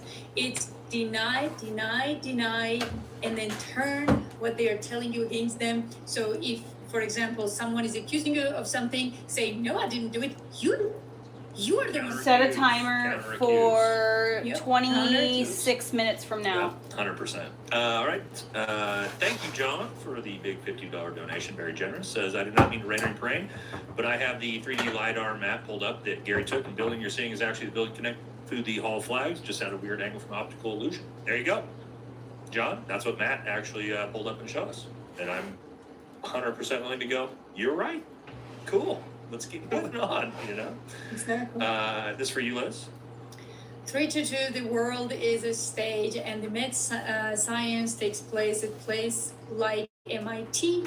That's the fact. Yeah, MIT. Yeah, absolutely. I mean, I'm extremely terrified of what's going on with, these tech billionaires and this, secret societies and deep state, and these are no longer conspiracy theories. I mean, we saw what happened with Peter Thiel's secret society. What are you going to say that didn't happen? The skull and bones didn't happen? Come on, please. I believe this is common because of, I said, Victoria Nuland's husband graduated Skull and Bones. Yes, he did. And he's not the only one, by the way. There are journalists who did it. Graduation list is public for everyone. I highly recommend you look at it. It's very interesting. Alex Jones was infiltrating those secret societies 25 years ago? 30 years ago. Remember those videos? Oh yeah, I interviewed Alex on my channel, and he told me everything, how he snuck in and how that growth. That's when I first watched him. Yeah, I mean, I've seen him talk about it. Yeah, it's crazy. To act like these secret societies aren't real, it's like, bullshit. They are. 45% of Americans are independent, as are you. Yes, you get a lot of independent people watching your show, I bet. I do. Zios are scared shitless of you. Well, I mean, that's a badge of honor. So thank you. All right, this is for you, Liz. Truth wins, might as well join the truth. Green Berets. Yes. Yes. Thank you. Dude, how are we platforming this? Wow, see? But do you notice what they do when we get the bots and the trolls? They only leave the $2 super chat. Yeah, of course, they're cheap as hell. No, let me respond to this.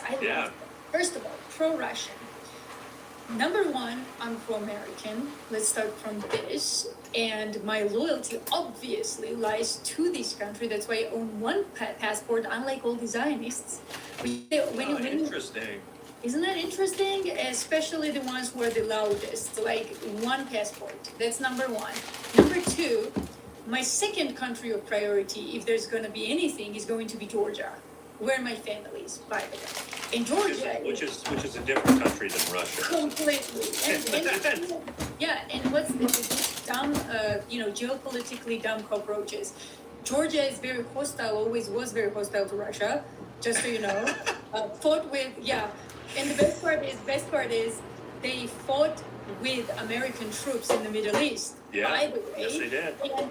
And they had a pro-CIA, well, I would say CIA puppet as a president for the longest time, and only now they liberated themselves and are independent. So before you get into anything, my suggestion is learn geopolitics, learn history, where I'm from, and all that. No. Well, they're not going to do that. They're just going to hear that you have an accent, and then. And they're not. But as far as Russia goes, I never once ever hid the fact that I am on Russian side in this war. Fully, yes, against Ukraine, fully, and I will. Yeah, I don't think that's a terrible thing, to be honest. Yeah, because I see as Russia as the country that can maintain peace in that region, and without Russia being integrally strong in the region, I had one of those fucking beers, Josh. Just like we did in Middle East. So not only I support Russia in this war, I hope they win, because without Russia being intact, it's gonna be a disaster and the dance party of the deep state, and that is very bad for my country where I live here, which is the United States. And if you have not learned any lessons from the Middle East, keep watching Ukraine. Lagging. That's so weird. It said I've been doing that. It's like And I mean, if you just Slow-mo, know someone the said that actual earlier. backstory and history between why did this war start? And you know, a lot of people will say Russia invaded Ukraine, and it's like, yeah, but you have to do the 15-year build up to why that happened, and most of that has to do with NATO and further expansion of the United States, further putting more and more and more military. Well, so is it working good or is it lagging? The border of Russia. Like a lot of people don't realize.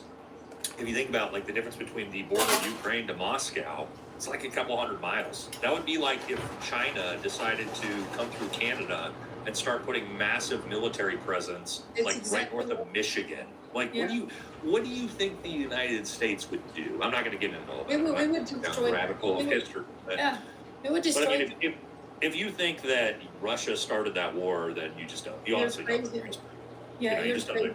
Which is fine. Right, because you can be propagandized by Fox News and things like that, which is no, Nate. Like this guy, like Vladimir Putin, gave them all the chances possible to the point where it was just like we just kept. Yeah, of course. Is there no spin on this? And he was like, "I'm done with these people," you know. Yeah. So anyway, All right, this is for you. Tree of knowledge of good and evil leads to death. Who installed the knowledge in your head? 33. 33, I'm guessing like we are going to Masonry and so on, that is 33. So, no, Masons and I have nothing in common. In fact, I interviewed one of the highest ranking Masons on my channel long time ago. Well, not long time ago, I say 4 years ago, so quote me on that. I didn't know that. And I pushed the hardest and to the point where they don't talk to me anymore. And they literally went on and spoke to all the Masons in the nation not to talk to me because I'm being weird. So I kid you not, I reached out, I was like, guys, you couldn't convince me that we're a force of good here, so I want to have you, like, more of you in my show. And they started calling each other, don't go on her show. She's a pain in the ass. I'm like, she's not going to help. No. All right.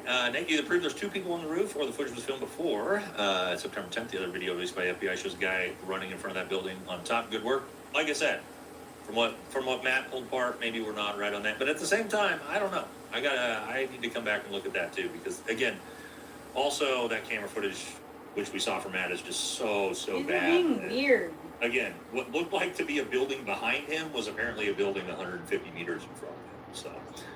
Now it's hard for me to take anything in that footage seriously at all in general. You know what I mean? Because it's so bad. That's for you, Liz.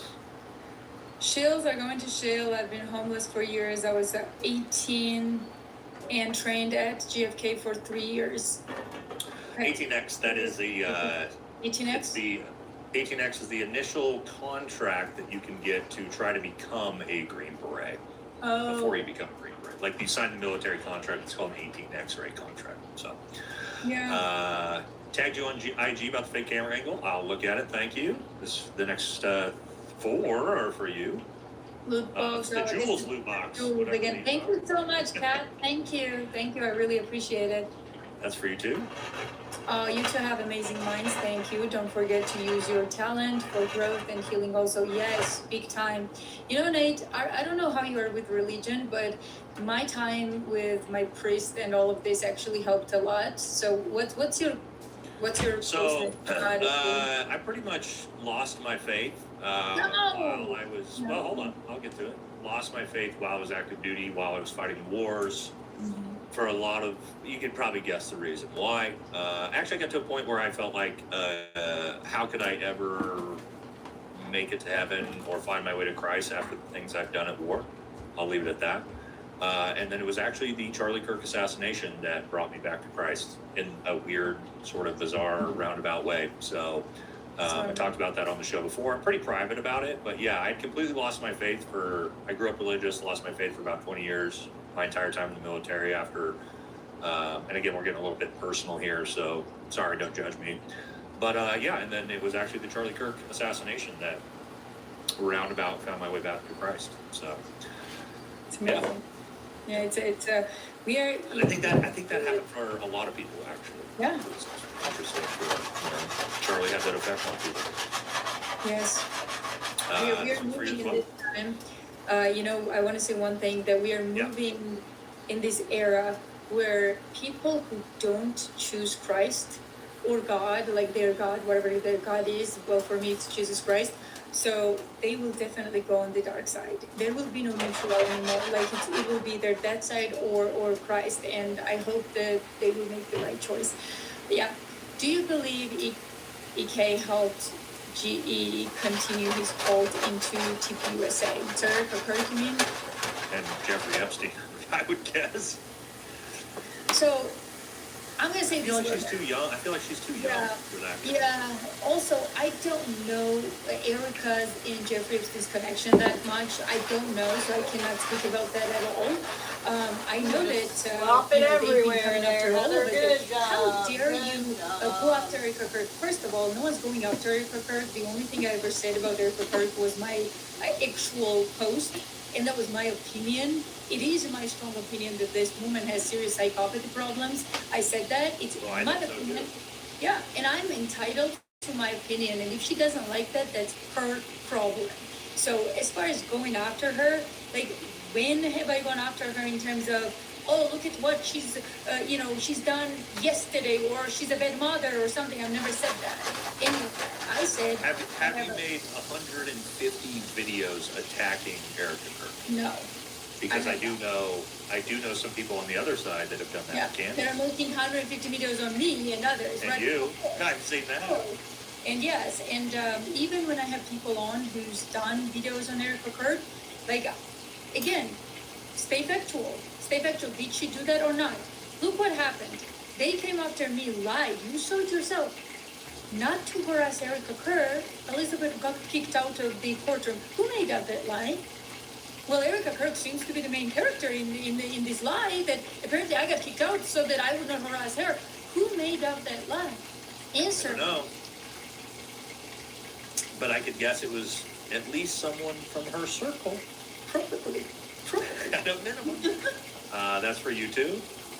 What was the cash phrase? Are we talking about still like Cash to tell. Well, I don't know. See you in Valhalla. Oh, I see. They might be making some type of connection that because. With you? Yeah, my name. Stays First pink. of all, I started my channel years before he made that. Second of all, I'm Scandinavian. My family's from Sweden, so I can talk about that. Whereas Cash Patel should not be talking about Valhalla. Yeah, exactly. But you do great work, honest and trustworthy. Thank you. You guys. Bobby, thank you for making donations. I don't Appreciate know it. about Right, these left sausages. video. Just to push propaganda. They are totally Not pushing what I narrative want. results. You guys with the Not sunlight and what I sanitizing the disease. Keep waking up the sheep. Love you guys. Thank you, Bobby. That's very, very kind words of you, brother. Appreciate you being such a support of the channel. It smells as too much well. like bacon. All right, Dee Dee says, sorry, I can't Pink. stand the chat saying Russia I was on wanted our side some, in World War like, II. Yeah, which side did they real start on? I mean, sausage, World War II, like if you want to go back Italian that far, sausage. everybody was on everybody's different sides. That Oh. Russia was on our side, not on our side, right? Japan was. I mean, What does hold on. World War II is my subject. What do you mean Russia was not on our side? Russia, the Soviet Union won the war. Like when these That's people true, go on 100% this, true. like these people are out of control. First of all, the United States got involved in the war, not to go on this tangent, but the latest stage of the war. If anyone won that war, it was Soviet Union. If anyone lost the most, it was Soviet Union. 27 million, right? So yeah, I'm sorry, but yeah, Russians and Soviet Union won the war in World War II, and they were the first ones That's to 100% take. true. So That's 100% yeah, true. let's not argue on that. And they also lost, what, 30 million more people than we did because of it? 27, To do it? 27, including Yeah. my great grandpa, so who fought in the war. There you go. So did my grandpa. On the, Look at that. Jumped Yeah. in Normandy. All right, it's for you as well. If you look at the UN zoomed in footage of Unzoomed the in. Yeah. unzoomed in footage of the guy on the rooftop is in the corner of the roof in line of sight with Charlie, but I still don't believe the guy took a shot. So we already kind of debunked the whole Yep. thing. But I agree with you. I don't think we see anything. I don't even see a rifle. I've still yet to see a rifle. So. I don't see a face either. All right, these are also for you. Couple Thank you so jewel much. boxes, I guess. I've been seeing these recently. I'm still trying to figure out what they are. Thank For you you. as well. Easy money, thank you so much. You're so nice. How many times is this guy gonna mention that he's a Green Beret? Oh no. Seems like he might have been just a Boy Scout doing a good old stolen valor. Ooh. Okay, so Easy Money, I love you, but you can't do that to my friend Nate because Nate You is could one check of my the credentials. yes, because yeah, you can't do that to Nate because Nate is one of the most honest people out there. Also, That's one right. of the I have to say this, one of the loudest voices fighting for this country. So please don't. Period. Yeah. Adam says credentials only work. If I actually show you some of these. Ugh, this is like driving me nuts.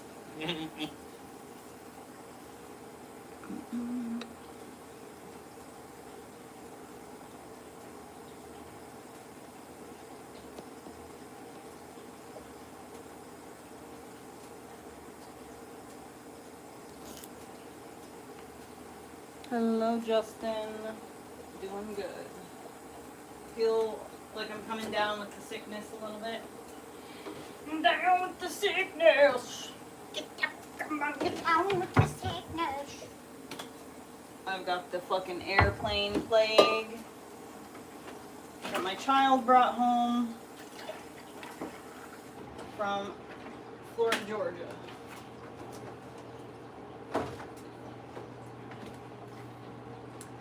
Ten minutes.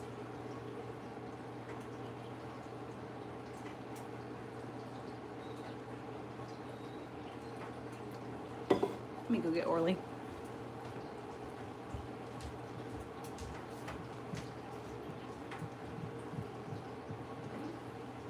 Come on, got some cheese? Come on. I got some meat for you. Come on, bacon. I got some bacon. Come on. Listen, if you can't get down the stairs, you need to stop climbing up the stairs. Okay? I tried to tell you. Now let's go. Come on.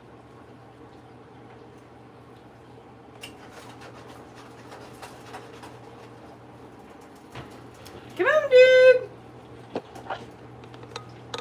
I am making pasta for dinner.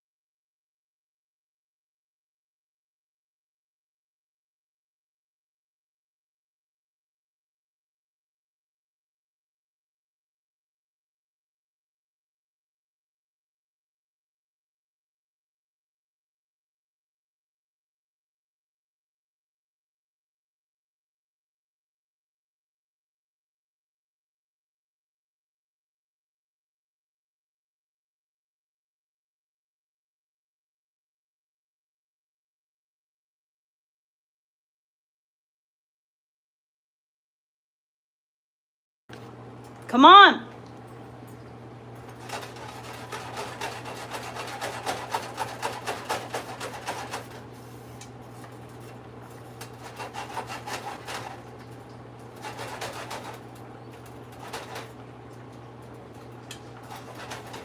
The cheese tax. The cheese tax. Come on.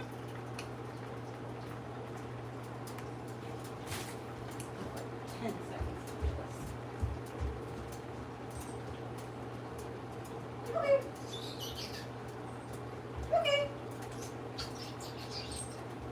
Come on, Mama. Come here.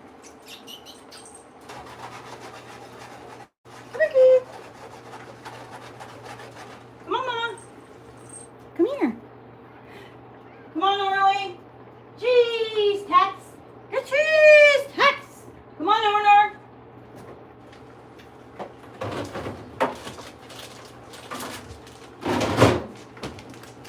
There he is.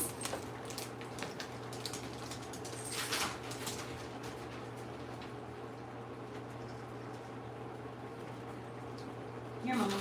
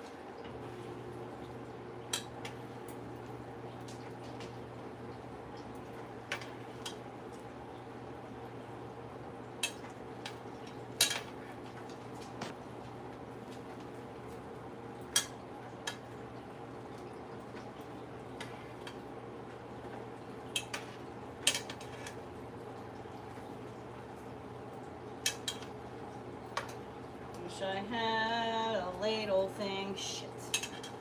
Knew that was gonna happen. Ah! Ah! Ah! Get out of there. Back up and get out.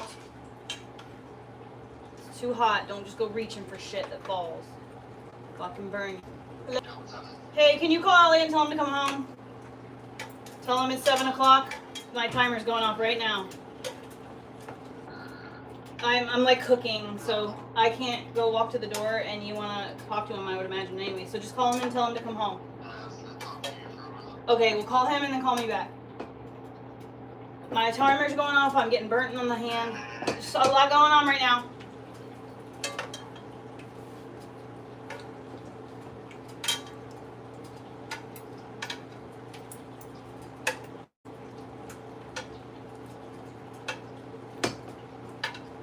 Are you serious right now, dog? Did you just do what I think you just did?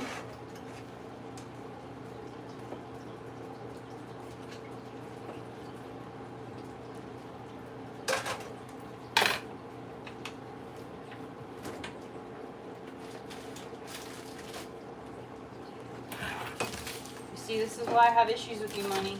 Because you just leave your fucking food, you don't eat it, and then the dog gets into it.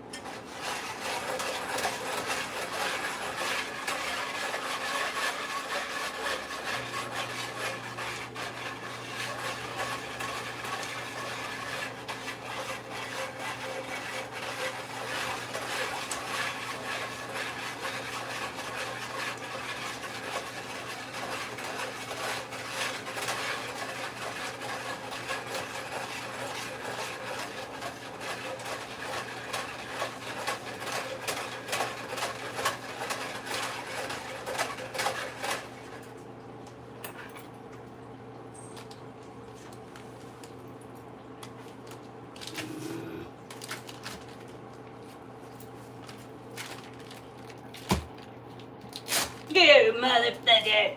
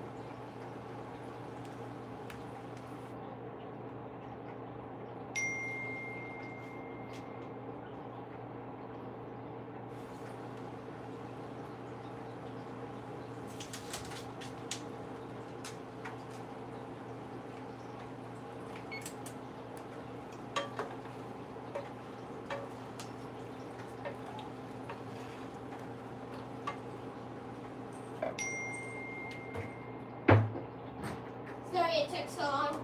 Okay. You got all your equipment put away? Levi left Alice's stuff across the street. Okay, but you got all your equipment put away? Not in the garage right now. Okay, well go ahead and get all your equipment put away in the garage. Oh, you want to drink some water first? Yeah. Also, small. Hmm. I was gonna say, what'd you call me in?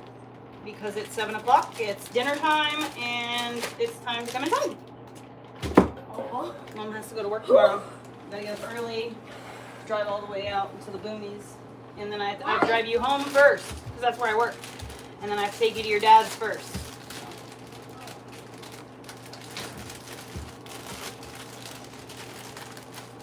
That pisses me off. I wanted my paper wrapped butter. Orly, stop food seeking. Pissing me off. Out of the kitchen. Get out.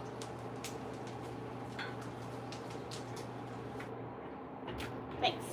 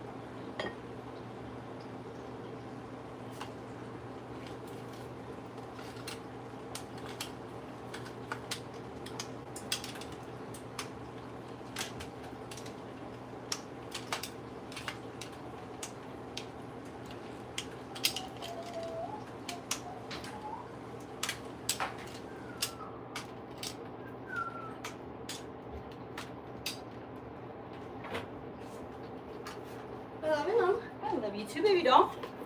Dinner's ready to go. Why don't you go wash your hands and splash pasta, buttery pasta, nutritional yeast water. Yeah, great. But you're gonna eat. Wash up.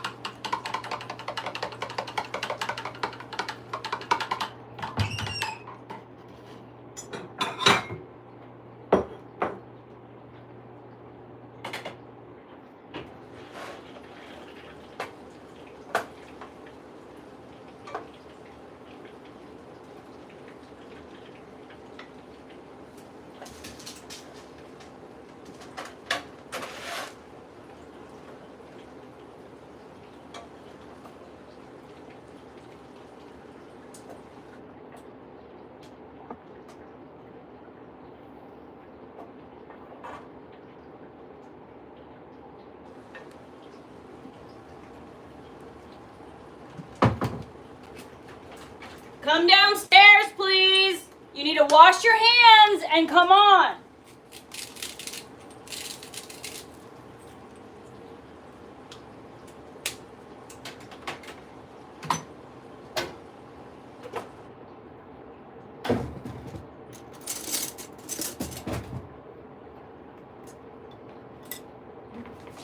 No, Orly. Elliot.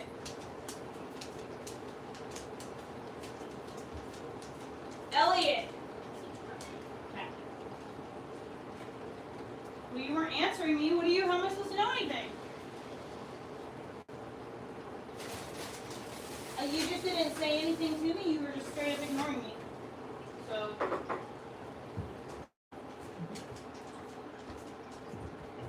Ah! You better not blow.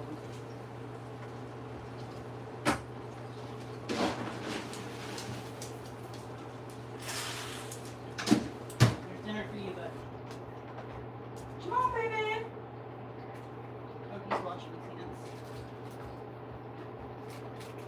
He's washing his hands like a good boy.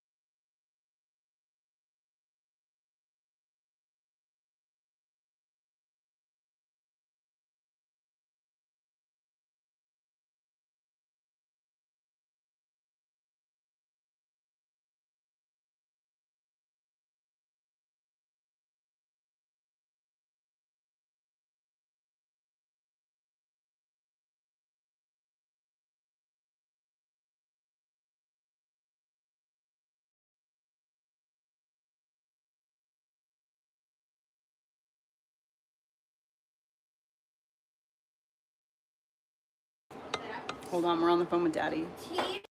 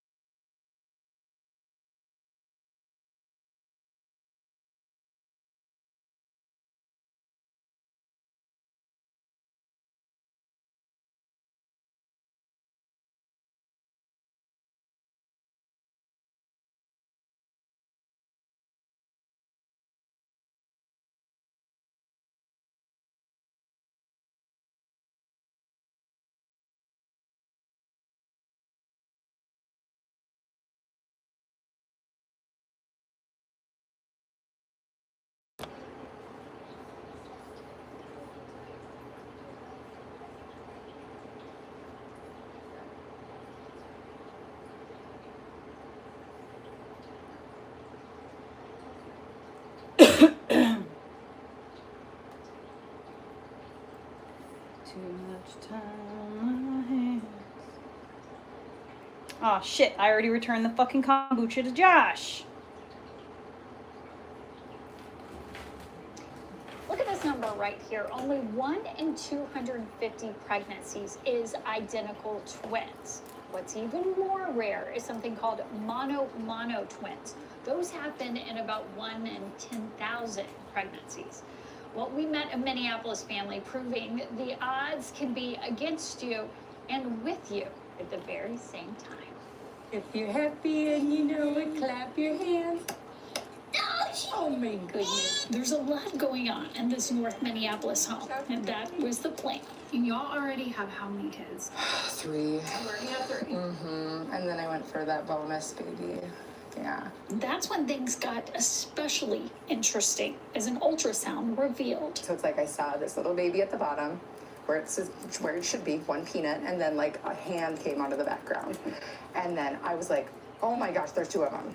Then I was in shock. I had to like call work, you know, and be like, I got some information I was not expecting. I cannot come to my meeting today, whatever. I was shocked. I was very, very nervous. And then the busy parents got more shocking news. They were having mono twins. This is very rare. It's about 1% of all twin pregnancies, and twin pregnancies are less common, obviously, than singleton pregnancies. So it's very rare. They got care here at mHealth Fairview's Fetal Medicine Center for a condition they rarely see. Unlike other twins, mono twins share one amniotic sac and placenta, and they share serious risk. Monochorionic monoamniotic twins are at high risk of pregnancy complication. One of the things we think about often is cord entanglement, and so that means their umbilical cords could get tangled up with one another because they're sharing the same sac. At first, I didn't understand it, and we tried really hard not to do a lot of like WebMD, Google type of stuff, so you didn't like jump to the conclusions. Where's my... But, like, yeah, once we kind of heard that and wrapped my head around it, I looked it up, and I was like, whoa, this is not a thing that normally happens. Making for an especially strenuous pregnancy. Did you have to? Where's the video? Yeah. Yes. Absolutely. Essentially. I didn't do any nesting or planning or anything. I didn't just gather 2 of everything. I just did The what I had video to that's do, playing is just like and not... It was always just, I will worry Non-existent. when it's time to worry. That time came faster than anyone wanted. Carrie went on hospital bed rest, and things got critical. Baby B was transfusing do I blood stop from this? baby A. Baby A's heart was enlarged. Okay. Well, I love you. He's got to finish dinner, daddies. Yeah. And baby A was especially small. At 30 weeks, doctors took the babies for the safety of all. Fiona had to be resuscitated right off the bat. Like, she was born She wasn't breathing. not breathing. Right. So they And at last, they came home. B, and they just turned 1.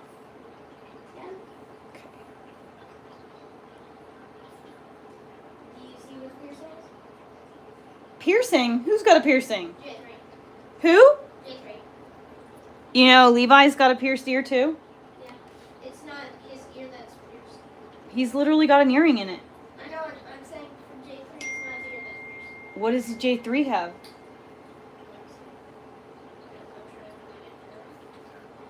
Eyebrow piercing. But do you see where the piercing is? Do you see where the piercing is? Do you see where the piercing is? Do you see it? Can you just say me where it is? Where is it? Elliot. Eyebrow. Oh, God. She's just going down the fucking troublesome route. Please don't do that to your body. I'm not. If anything, ears. You can pierce one ear. I was gonna pierce both. Yeah, you actually. could maybe pierce both Well, of I'm them. gonna hop off here. Okay, bye. But Bye. but here's the thing, if you want to ever pierce your body, before you're allowed to do that, you have to show me that you can keep your body clean. Okay. If you get a piercing and dinner. If you Full If you get a piercing and you're not already practicing clean body habits, you'll get an infection. Okay, I love you. I love you too. Go fix your mattress. I don't want you laying in my bed all sweaty. I don't want you in my bed. You're in your own room? Lay your mattress down. Yeah, well, you can just tilt the mattress over. Everything's there still. The pillow, the blanket, everything is still there. I just put it up so Orly wouldn't lay on it. All right. You got about 20 or 30 minutes before you got to take a bath. You're going to have to take a bath before too long. 30 minutes or so, 20, 30 minutes. 8 o'clock, you got to take a bath.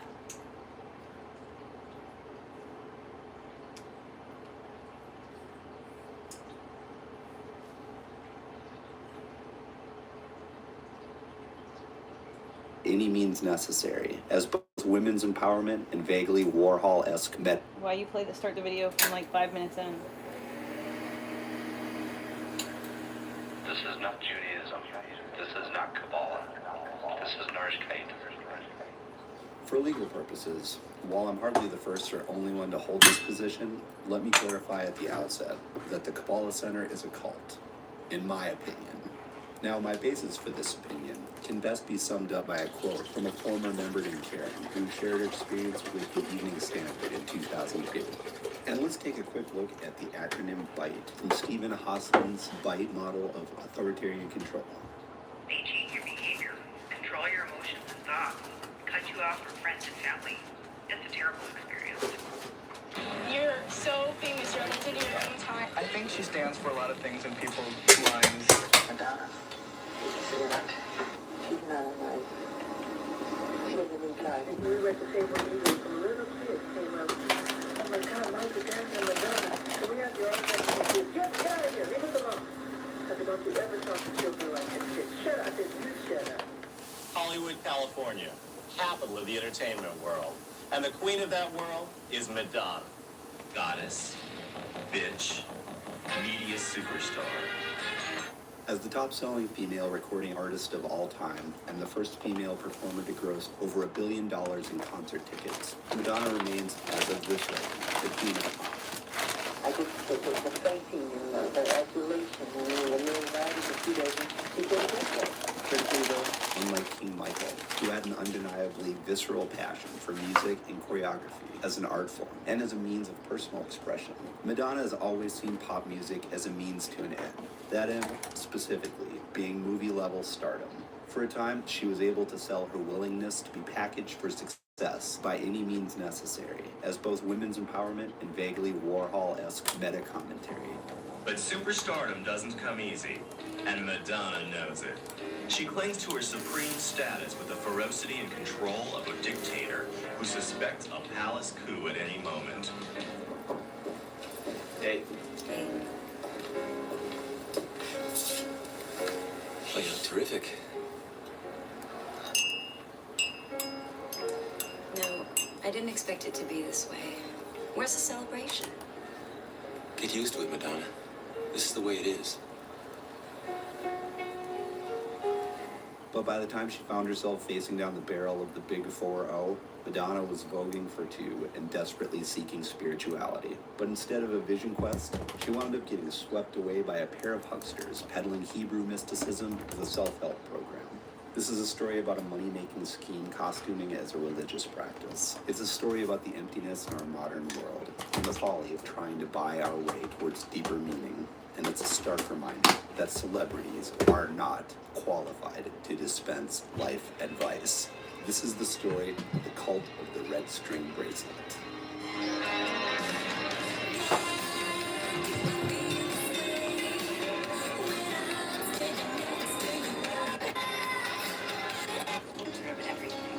Madonna began constructing her rags to riches backstory by reportedly moving to New York at 20 with just $35 in her pocket. After scraping by working various minimum wage jobs and moonlighting as a figure model for artists and photographers, she became a backup dancer for Patrick Hernandez, who'd recently scored an international hit with his disco track, Born to Be Alive. Somebody saw me in an audition singing and dancing and put you in the show? And said, hey, sweetheart, we're going to make you a star type of thing. And they were French, and they took me to Paris, and they kind of put me into this star-making machinery, but I wasn't ready for it. Everyone brags about making changes in their life. But I know too well that to realize that you want to do something and then to actually get there, two different things. You can make the effort, you can have the desire, but it's not enough.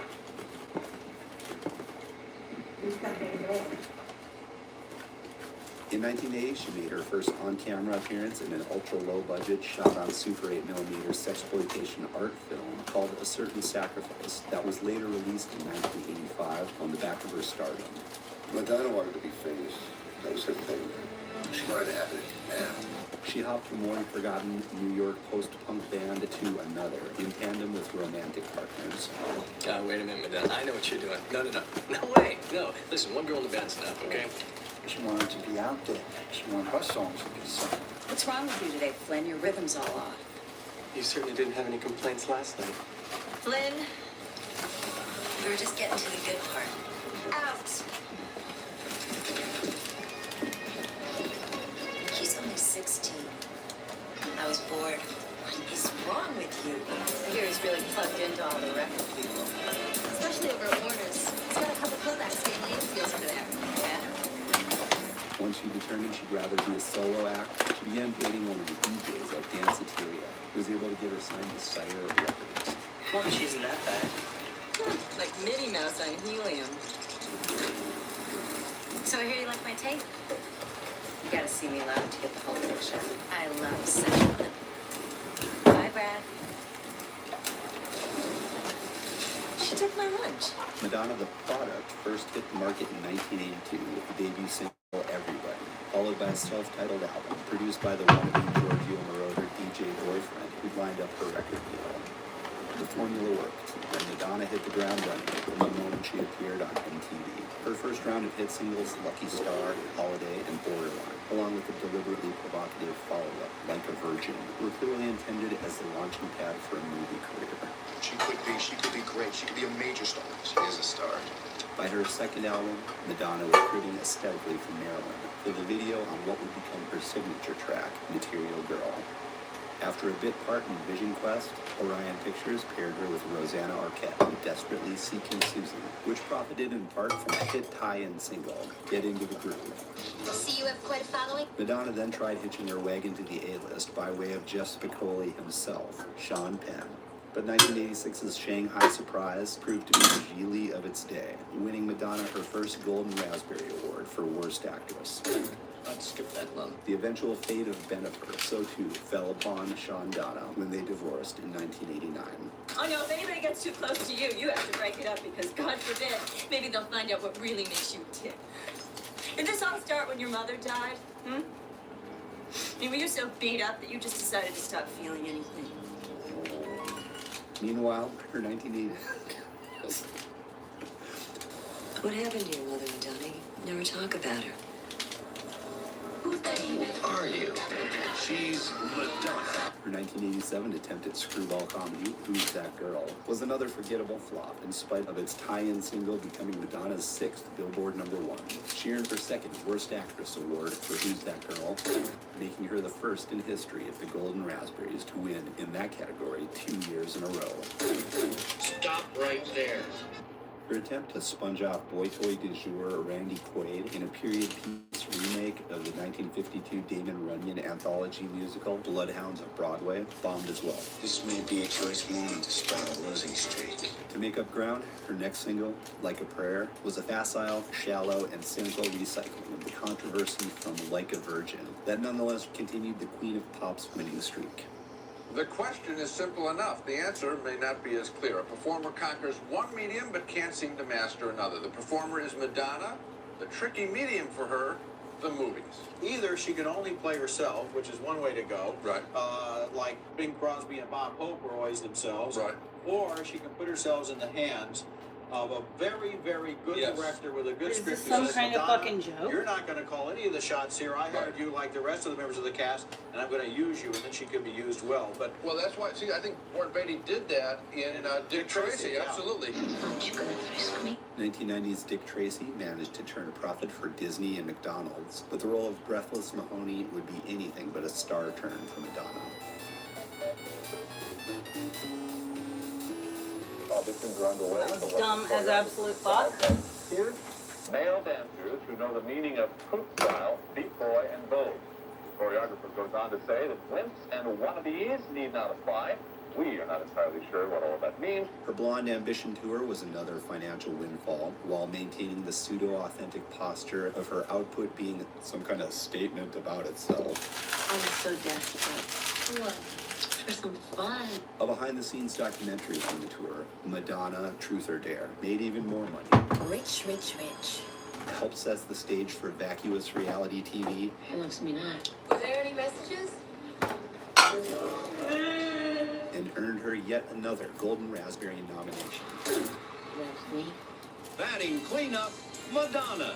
What if my uniform bursts open and oops, my bosoms come flying out? You think there were men in this country who ain't seen your bosoms? After hearing Penny Marshall had cast Madonna in A League of Their Own, the film's original lead, Deborah Winger, walked off the production in protest and was replaced at the last minute by Gina Davis. They'll pay you $75 a week. Why haven't you had more success in the movies? In Hollywood, you know, basically, if you make a bad movie, no one really forgives you for it, and I've made some bad choices filmically, and Filmically? Is that a fucking... disposable Is that realm really... of pop music continued to Filmically? evade her, I've and had made to a bad went all choice in with the next filmically? move, a multimedia salvo that would push the limits of sexuality in music, cinema, and coffee table literature. So why has Madonna been in so many bad movies? 1993's Body of Evidence turned out to be all sizzle and no steak, bombing at the box and winning Madonna her third Worst Actress Award at the Razzies. in this role, she just really doesn't convince us that she's a real character who has anything to do with this movie. And the movie itself is such a mess that I don't know if any actress could have done that anyway. Her book, Sex, was little more than softcore and hardcover. It moved units, but did little else for her career, and even less for Vanilla Ice's. Likewise, her album Erotica, released in conjunction with Sex, was another chart topper for the indomitable queen, but left little room for any kind of artistic growth. She's bigger than any part she can play. Think that applies to you? I mean, if all those movies that Barbara Stanwyck and Betty Davis got to do were around, I would say that I probably have more work to do. But they don't write movies like that anymore. Now, can't you, if you know this problem, can't you, with all your power, you know, hire some writers? I am. That's what I have this new company for, and I am developing projects for myself for that reason, and the next movie I'm doing is exactly that. That same year, she starred in the first release from her newly formed production outfit, Maverick Company. Film censors ordered that a sex torture scene be toned down before it could be given an R rating. It's the second time one of her movies has been originally rated pornographic. Producers experienced the same problem with her movie, Body of Evidence. Do you know what your next film role is going to be? And what is it? Okay, I don't care about Madonna. Business, as did its It's all just about Madonna. It's supposed to be about the Red String declared cult. Candice Bergen was to be.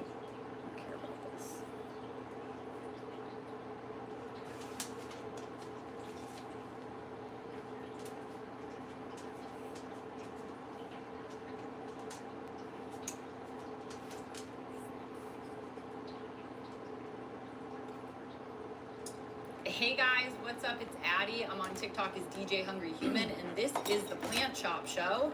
Welcome to all of the new subscribers. We're gonna hit 40K today, which is really exciting. And of course, thank you to all of the OGs. If you like this content and you haven't subscribed already, please consider subscribing. Like this video, comment on it, let me know what you thought of the show, do all the things, okay? And by the way, the reason it's called the Plant Shop Show is because this is my plant shop. I saw that some people were asking if it was my house. No.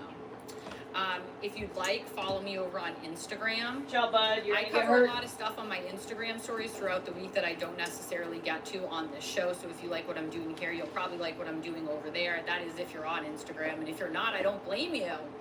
It's the dark place. That's why I need all the normal people I can get over there. They went nuts on me this week. You know, a small fraction of people. I think most people who follow me are normal people. But I forget that, you know, some of these people are nuts. And I never think that they would want to follow me because I'm clearly not woke. And I don't think that you're allowed to follow non-woke people when you're woke.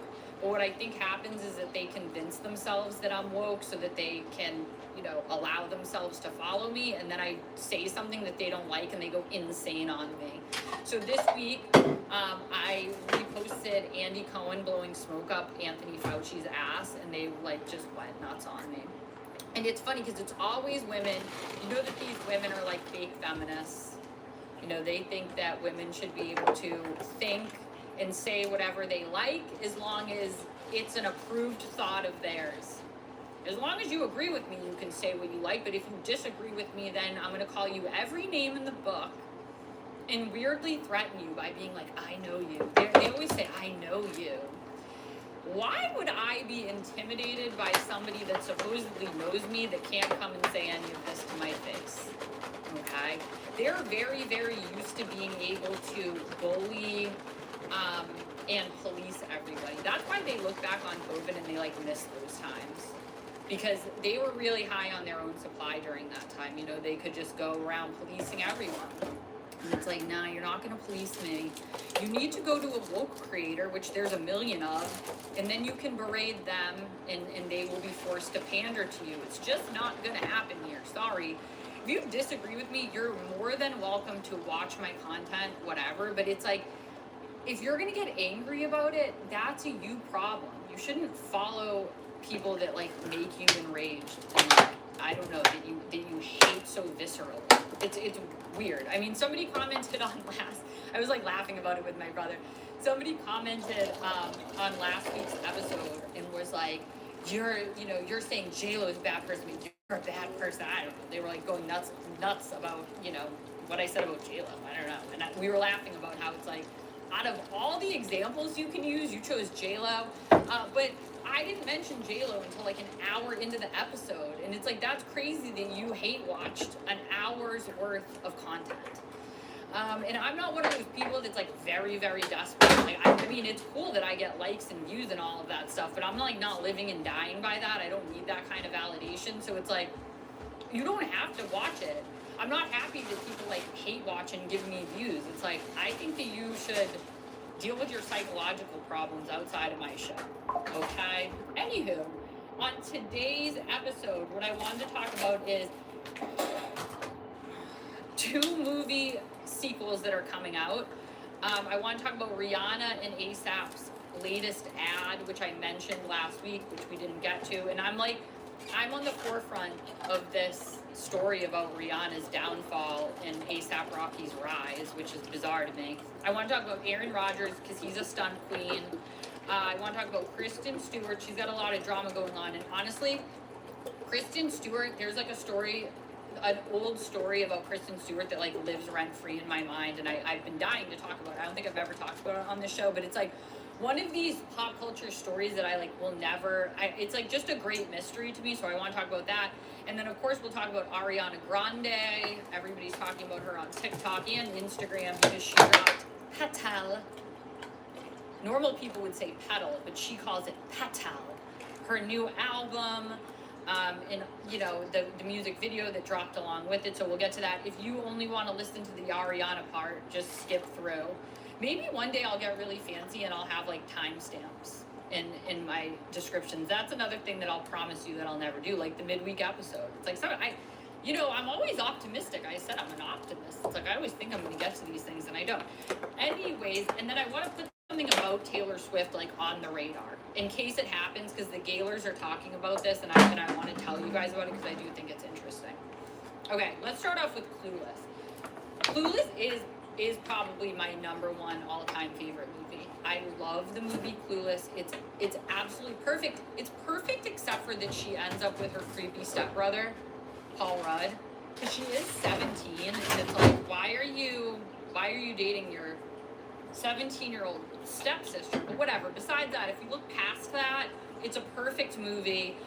Me and my friend Emily, who was like my best friend growing up, we used to watch it like every single day after school, and we would like write out all of the different lines. And it's funny because we thought that we knew what we were talking about, and we didn't. Like, for instance, like surfing the crimson wave was code for getting your period. We had no idea. But anyways, this is a very important movie to me. Like, why do we need a sequel? Stop being such a beggar. When I talked about the Odyssey, apparently because everybody is Pissing me off. an idiot and everybody's brain is mush, they're pushing sequels because they don't have to do as much heavy lifting, like explaining the story to people who can't retain information.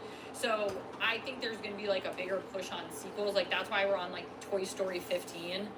It's really lazy, and I think that we're seeing a lot of laziness in the movies, and we're seeing a lot of laziness with music. I mean, we've been seeing it with the movies. That's why nobody goes to the movies anymore. Although, like I mentioned last week, I'm kind of excited about the Rocky movie and then that Brad Pitt movie. But anyway, it's like, it's just so lazy. There's so many different kinds of stories you could tell. You know that they're going to make this woke. It's gonna be terrible. So I just wanted to mention that, because I also mentioned talking about the Jennifer Body sequel. So Jennifer's Body is getting a sequel. I don't know if you guys ever saw this movie. It was a flop, but then it ended up being kind of like a cult classic. I know that I watched it. I don't remember a lot about it. Like, I think it was like super camp, and it served its purpose. It was a moment in time for sure. I mean, this was when You want some dessert, baby? We didn't know what a freak Megan Fox I got was. cookie. So now they're remaking Jennifer's Body, which, like, again, why? And we're gonna run into the same problem with Charlize Theron in the Odyssey, where it looks like she just got off the surgeon's table. This woman looks insane at this point. Like, she's like an OnlyFans blow-up doll. It's crazy what's happened with Megan Fox. She got with Machine Gun Kelly, who's another one. They're both on the hot and crazy list. I don't know if you guys followed like my lists on TikTok, where I just go through like the bad list and the good list, and then there's the hot and crazy list. They're on the hot and crazy list because they're like not even like smart or relevant enough to be on like the main list. But she got with Machine Gun Kelly and then just like lost her mind, and then turned herself into this like weird blow up doll, and now she just does these like weird Instagram photo shoots. So it's like, do I want to see this lady on my movie screen? I'm not going to be able to like look past the fact that it's blow up doll Megan Fox. And this is the issue with all of these celebrities that get so much work done. Well, mostly actresses and actors, because it's so distracting. Imagine Megan Fox next to Amanda Seyfried. Amanda Seyfried is a normal looking person. Like, she's unique looking, but she still looks like a normal person. Like, she doesn't look like a blow up doll. I know that the original movie, like, that was part of it, the contrast between Amanda Seyfried, who was like a nerd, and then, Megan Fox, who was hot. Okay, yeah, but now she looks crazy. She got a BBL. I mean, the BBLs are insane on their own, so the fact that she went and got herself like a BBL. Anywho, I just wanted to say, like, I wish that there was more creativity, because if this industry is worried about AI taking over their jobs, okay, turn into a human being again and write an interesting movie and cast normal looking people that people can then go to the movie and they can be immersed in the movie, instead of being like, let's just create another sequel because we're very lazy, and then we'll probably make it woke and everybody will be annoyed about it. Okay. Come get cookie. So I've obviously been on the forefront of this story about Rihanna's, collapse, public image collapse, I would say. So obviously, I've discussed this a lot. Rihanna's whole thing was that she was like cool, mysterious, wasn't trying hard. As soon as she got with A$AP Rocky, she is like out there, out in the public. She's had 3 kids, and we've seen more of her probably since she's had these 3 kids than we ever saw of her before. And I think it's because A$AP Rocky is like desperate to be a star. And that is a lot of the criticism that I've seen online. I don't think I'm the only one that's noticed this. It's like, why is this guy everywhere? You saw how they acted on Matt at the Met, where he's like, basically like she's like being interviewed, waiting for him, and he's like jumping in front of the camera. Like he's very into himself. We've seen a lot of clips from his very low budget looking concerts where he's like, basically like, I don't have a microwave. You know, if I didn't have a baby mama type stuff. And she hasn't looked good in a while, and I don't say that to be mean. It's like she used to be known for having a really great style, and I mentioned this before. As soon as she started working with Mel, who was her like longtime stylist, and it's noodles, the architect for a lot of her most iconic looks, it's just like everything has fallen apart, and then it's gotten worse and worse. Is the more that we've seen of her in A$AP Rocky, and it reminds me kind of Jay-Z and Beyonce, where it's like they definitely hear the criticism, and instead of re-strategizing and maybe taking some time out of the public eye, it's like they're doubling down. That's why I covered that like long weird paparazzi interview with Rihanna when she was like looking at the magazine that A$AP Rocky was in. Like it's stuff like that tells me like they see the criticism and they're trying to answer to it rather than stepping back. As soon as you're done with your cookie, it is time to get in the bath. 8 o'clock. And then coming back perhaps when you are promoting something. Because now the thing is A$AP Rocky is just everywhere. Like they made him like a fashion darling because of his connection to Rihanna. So while she was pregnant and stuff, or like while she was in postpartum, like we saw less of her and we saw more of him because he was still going to all of these like fashion events. All right, Mom's gonna go upstairs. Can you lock the front door? Oh, is all of your equipment up back in the garage? Okay. Did you shut the garage door? No way. You did?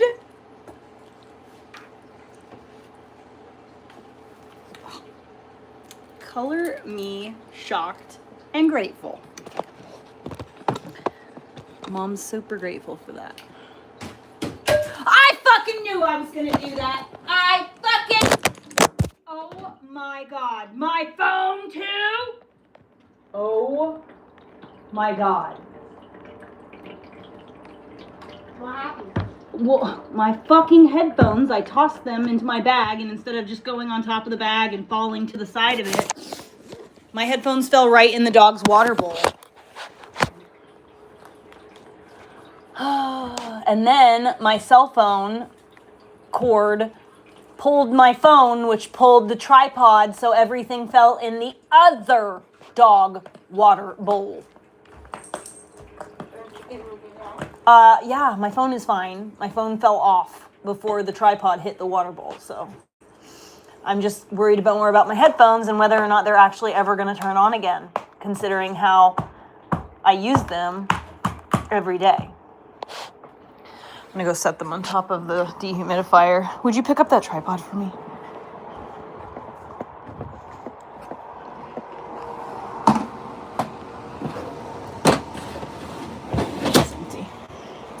All right.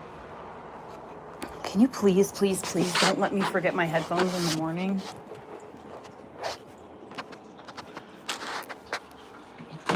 God, ever since we got back from Dad's, I have been struggling. Don't put that oh, never mind.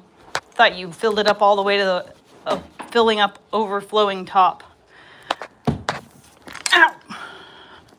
Are you going to sleep up on your bed tonight, or are you going to sleep on your floor? Floor. Okay. Why? I can put the mattress up for you right now. Daddy secured everything, buddy. It's different now. Daddy did a really good job. I will find a way to you, 'cause Ariana's too stupid.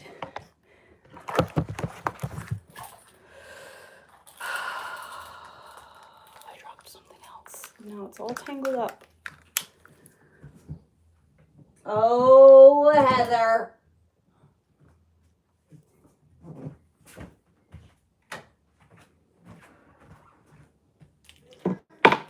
Are you fucking kidding me?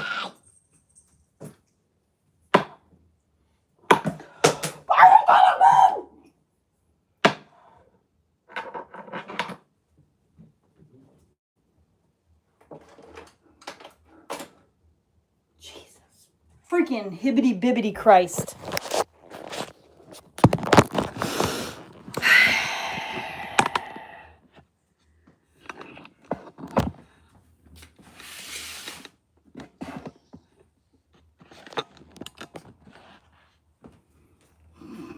Hibbity bibbity. Hibbity bibbity Christ! What? Nothing. Just saying. Oh, I have to go pee. Hey! You! No!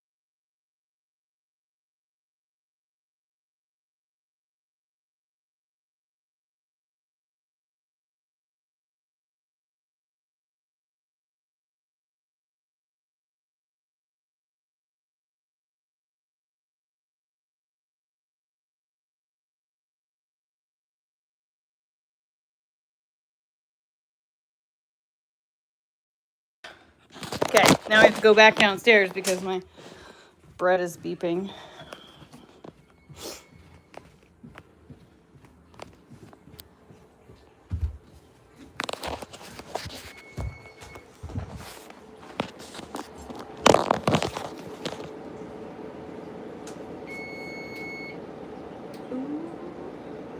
feel like I want to leave it on for just another minute though, man.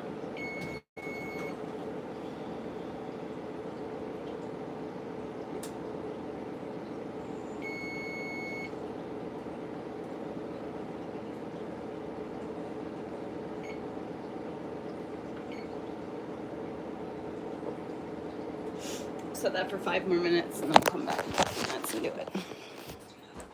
Guess what? Can you bring over my pasta? Sure. You like the pasta?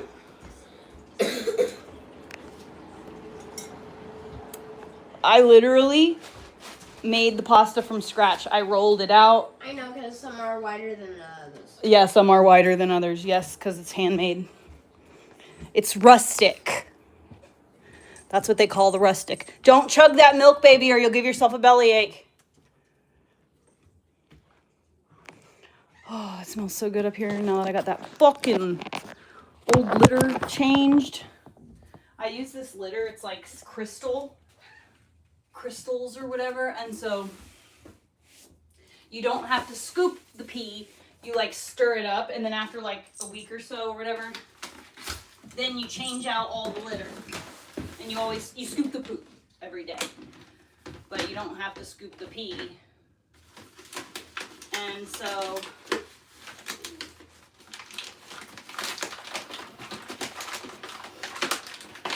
I bought new litter today. Boy, oh boy.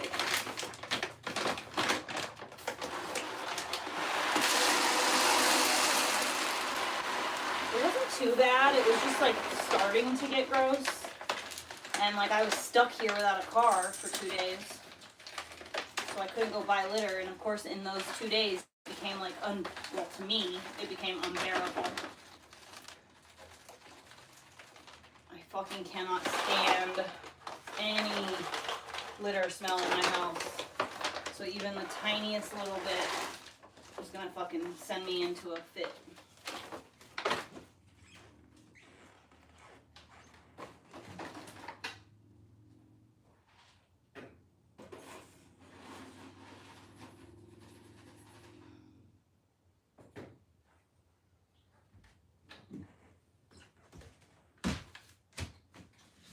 That homemade bread is starting to smell yummy, huh?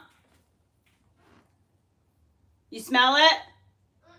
You can't smell. Oh, your sinuses are all fucked. Hey, baby.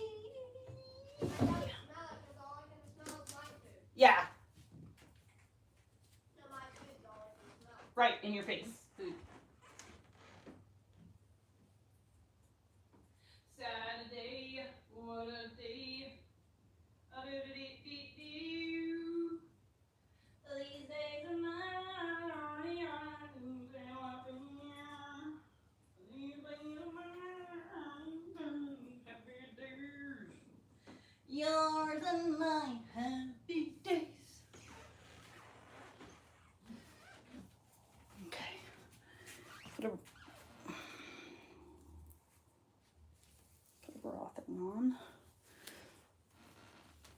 So hopefully my boobs don't fall out while I'm working on myself here. I'm working on my fitness. I'm gonna put P and PJ in your room. On your bed.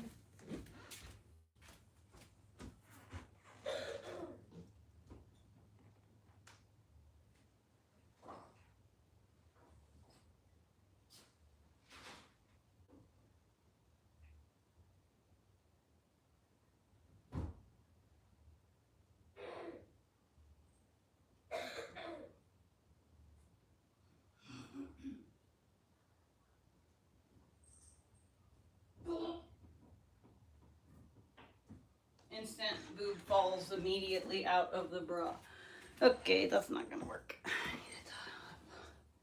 I need a tank top. Ah, man, being a girl's so stupid sometimes. What's this? Nope. What's that? I can wear that to work tomorrow too. Nope, that's gonna make my boobs fall out. I remember now. This also has no way of holding anything in. I need a tank top. What the fuck, bro?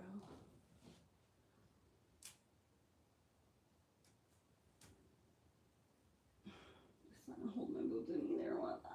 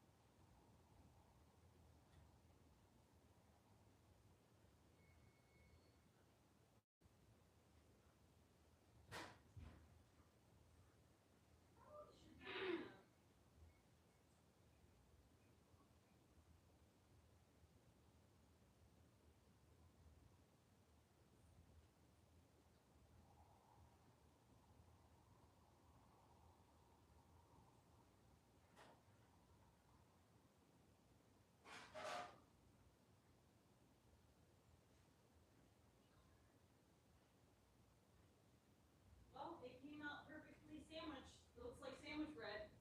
When you go in the kitchen to put your plate and your cup away, look at it.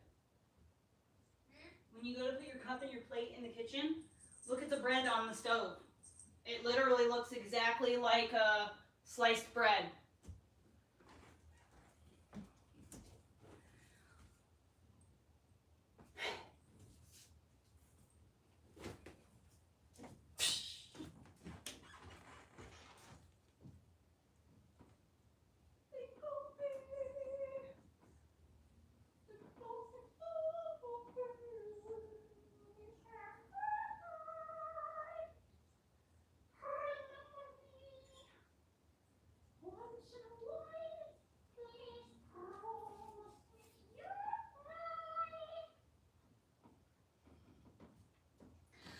We never said our love was ever green or enchanting as.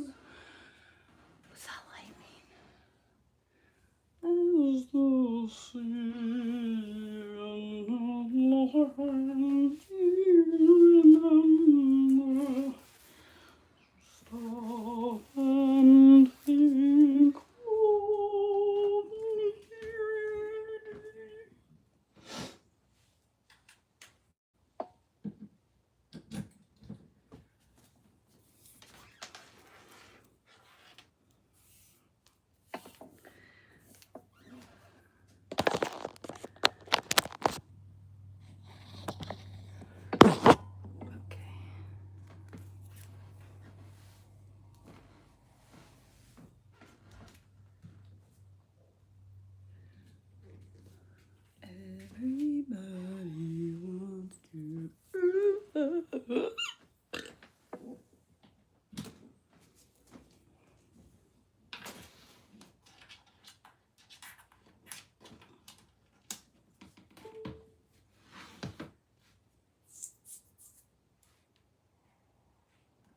and stuff. So they've like elevated him to this level, but it's still weird that he just never goes away. He's always doing interviews. He's always at these events. They're always getting papped. Like it's overexposure 101. It's like you have to go away sometimes. And speaking of promoting, now they're still promoting like Rihanna's junk businesses. Ooh, that bread smells so damn good. Well, and like I actually think that like the makeup company probably has good products. So the ad that I'm gonna show you is the makeup company, or it's like she's like going into skincare or whatever. But this other, when this dropped, and I'm not gonna bother showing you the pictures of it, but when this dropped, a new lingerie ad of her dropped. And I'm sorry, like it's just I don't see, the visuals don't really do anything for me. And then it's also like, we're still trying to make this like trash lingerie company happen. I don't understand, like if you're a billionaire, why you need this. It has very bad ethics ratings. There's multiple lawsuits that are in the works regarding the lingerie company. I don't know if some of this is to try to distract from what's going on with the lingerie company, but it's like, look at Kylie Jenner. She launches these junk companies and then you never hear about them again. Like, what's this attachment to these junk companies if you're a millionaire? Anyways, let's look at the ad. Oh. Ladies, can I have your attention, please? I ain't selling no gel, I ain't selling no grease. There's a new sheriff in town, and I'm showing myself around. Excuse me, miss. I was wondering if I could borrow 2 minutes of your time. You got 2 seconds. Thank you. First up, we got the Hydro Visor. Now, this is a daily moisturizer with SPF. In case you're wondering what SPF stands for, sun protection factor. Don't be dumb. You gotta use SPF. It has hyaluronic acid and niacinamide, and it's invisible on all skin tones. Kinda like that. And next up, we got the new coconut flavored Luxe Balm by Fenty Skin. It comes with this cool keychain accessory designed by yours truly. It provides up to 8 hours of a stronger lip barrier. It has shea butter, vitamin E to help soften lips, you know? I'll take all of it. Why was that man looking at him like that? It's like very seductive. Anyways, why is he the star of this? Why did he get a more of a wardrobe budget than Rihanna? Like, it looks like they put all of, like, she did her own makeup and hair, and then they gave the whole team to A$AP Rocky and then that sassy man that was there.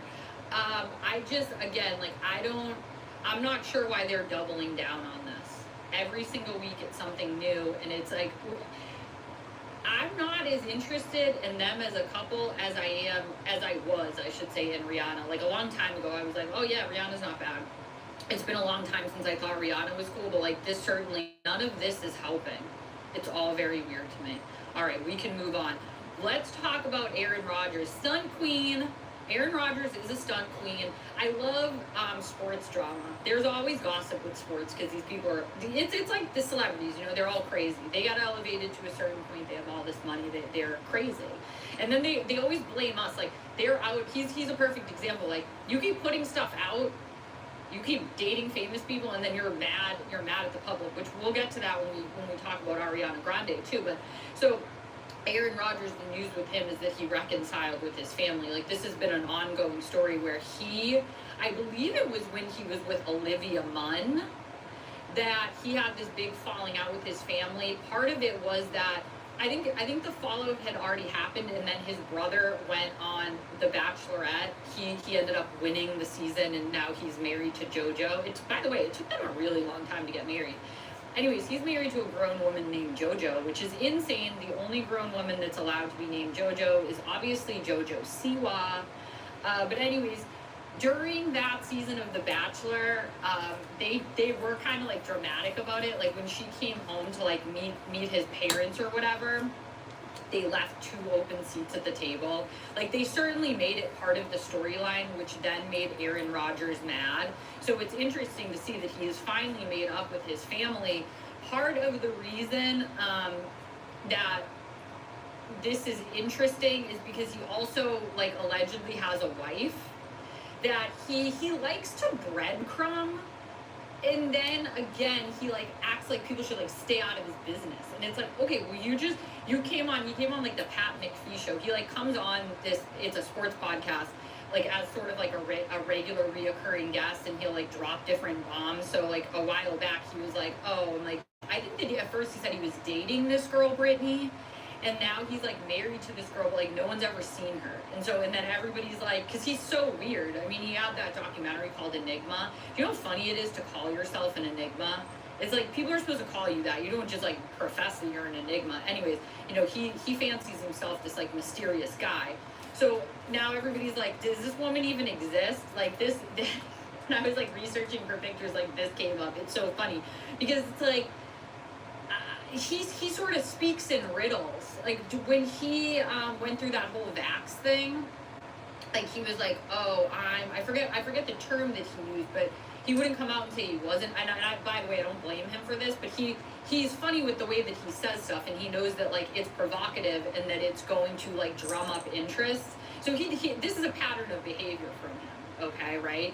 But the other weird thing with Aaron Rodgers is I'm gonna talk a little bit about the roommate that he had, and then we're gonna go into some of his public relationships. And I want again you to consider that he's mad at us because we're interested in these extremely public relationships he has. But anyways, he had a grown adult roommate, a man, that like went to all of these events with him, lived with him. Like if you were like an extremely wealthy person, like why do you want a roommate? I don't know. People speculated that it was his lover.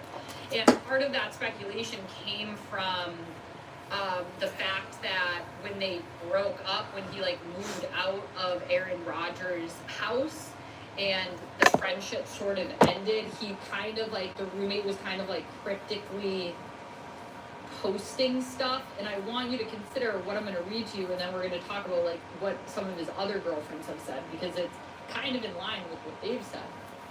The tweet was, I wish you would learn to love people and use things, not the other way around. And there was other stuff. It's actually I will say it's actually sort of hard to find like the tweets. I remember reading the tweets, but it was sort of like hard to come by. So that happened, and then his next excuse the fuck out of me, was bitch. Olivia Munn, and they dated during his like the most successful time done grabbed my leg. of his career. And so Olivia Munn's quote is mostly focused on that. She's annoyed that she didn't get any credit. Okay, which is kind of funny. She says, during that time I was with him, he had 3 Hail Marys, I think 2 NFC championships, not wins, but he made it to the NFC championships, which is very hard. No one would want to talk about that. I didn't get any credit for his wins, which that is very funny to me. Then he moved on to Danica Patrick, who is a female race car driver. I think there's like controversy with her. She's like not that good or something. I don't know a lot about Danica Patrick, but again, she's like a very yeah, you fucking bitch. How you like that? If you really want, God fucking damn it! I knew she was gonna attack my leg. She has said, people could never imagine that I would lack any confidence or belief in the simple things about who I am. Everything was fucking bitch. Yeah, she's in heat, and she has been such a bitch. In real life, it was just like I would say all the time, I'm built for hard things. I can handle hard things. And so I just saw it as a hard thing. And my nature is to try harder and do more. Oh, I got stretched first. Somebody God said damn that it. about you after your relationship. Okay, then Shailene Woodley, who they just kind of seemed like they're like kooky. You know, they're kooky. They kind of made sense as a couple. But again, like, you're dating this very famous person, and then you're mad that everybody knows about it. They were engaged. The engagement got broke off. She says about that time, it was hard to film because I was going through the darkest, hardest time in my life. It was winter in New York, and my personal life was shit. So it felt like a big pain bubble for 8 months. I was so grateful that I could at least go to work and cry and process emotions through my character. I felt like I lost my soul, myself, my happiness, my joy. I really understood depression and anxiety and like complete soul detachment. Okay, and now I want to read you what he had to say, because he's been talking about his wife. I'll play for you this. This was at a press conference. People have been speculating. Again, he loves speculation. He likes people talking about him. They've been talking about whether or not that he's going to come back for his final season, and this is what he had to say. I thought last year might be it, and then Mike got hired, and I talked to the wife, and she said, you can do one more year. So I said, well, let's see if it works out. And then it kind of all came together. He's so weird. So he signed a $13.5 million contract with the Pittsburgh Steelers under the advisement of Brittany's sister. So he says the wife. He says, I was taking orders from my new sister-in-law, Mia. She's 20 and she's the brains of the family. All of a sudden, Aaron Rodgers is taking advice from a 20-year-old sister-in-law. So, by the way, there are these two podcast girls that I saw that were like, we think we've identified Brittany, but they didn't want to dox her, but it was through him breadcrumbing about this chick Mia. So this is what I mean when I say, like, he likes the attention, he likes to breadcrumb, but then he's like, oh, leave me alone. This is what he said about, this is crazy, this is what he said about all of these different relationships and what they've had to say about him. He says, I'm sorry, this was on the Pat McPhee show. I got myself into crazy town and I was with individuals who called the paparazzi, who leaked or talked about where I was living, who coerced me to make proverbial Instagram social media posts. I never really wanted to live a public life. If you look at the saga with my family, for years it was one-sided. They were making shots in the media saying bullshit. I never said anything until it got to the point that, all right, enough is enough. I'm not a social media guy anymore. The narratives have just gotten a little bit ridiculous, and to some of those, I want to just say, effing move on. It's been years and years, and I dealt with clinically bipolar. I dealt with a depressed relevance seeking. I dealt with people who wanted to search out other possibilities, and before they could commit to me, and then, then they go on TV talking about how I ruined their lives and all this shit. And I just want to say, just move on with your life. Stop lying about me. Just move on with your life and be happy. Stunt queen. Stunt queen. You could just say nothing. You could just say nothing. But thank God he doesn't. I love a stunt queen. Okay? We'll see if his wife is real or not. I was almost disappointed that she was real. Because I'm like, he would create this like AI, like he would marry like an AI bot and then be like, my wife. I asked my wife. I went on ChatGPT. She told me what to do. Anywho, all right, let's talk about Kristen Stewart. What's interesting about Kristen Stewart right now is that she is about to start promoting this movie, I assume, that drops in 2 weeks. It is directed by her wife. She got married back in January, I believe, right? So she married this chick, she directed this movie, and then Kristen started it. And Kristen is having all of these she loves a backward photo shoot, you guys. She's another one. She's like, I'm so like moody and like punk rock. And then it's like, but you're obsessed with the movie industry, whatever.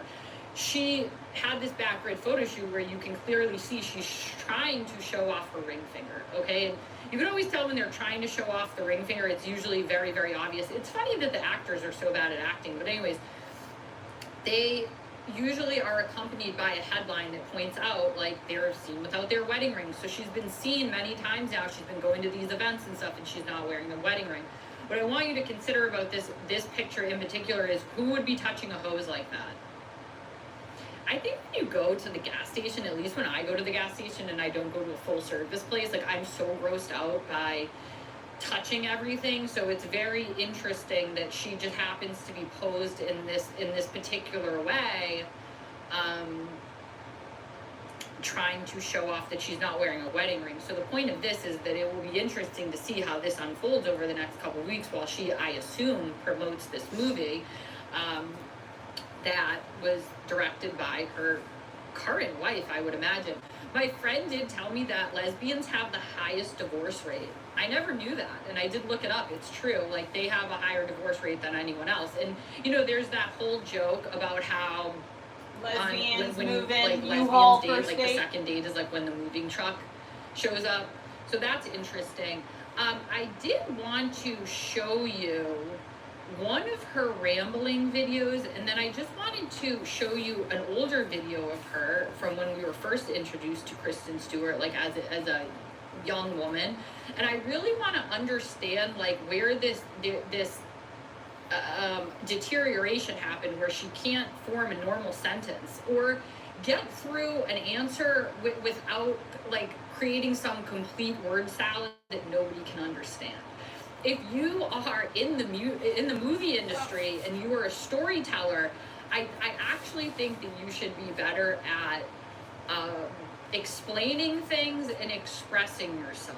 Okay, I question what she's got going on. All right, let's look at this first. Okay, this is just her showing up again without a wedding ring, but like these weird performances she does, like I don't understand why she does any of this. Again, especially when you compare her to like how she used to be, and I'm not saying that people can't like grow and change, but it's like you should still like have some consistency there.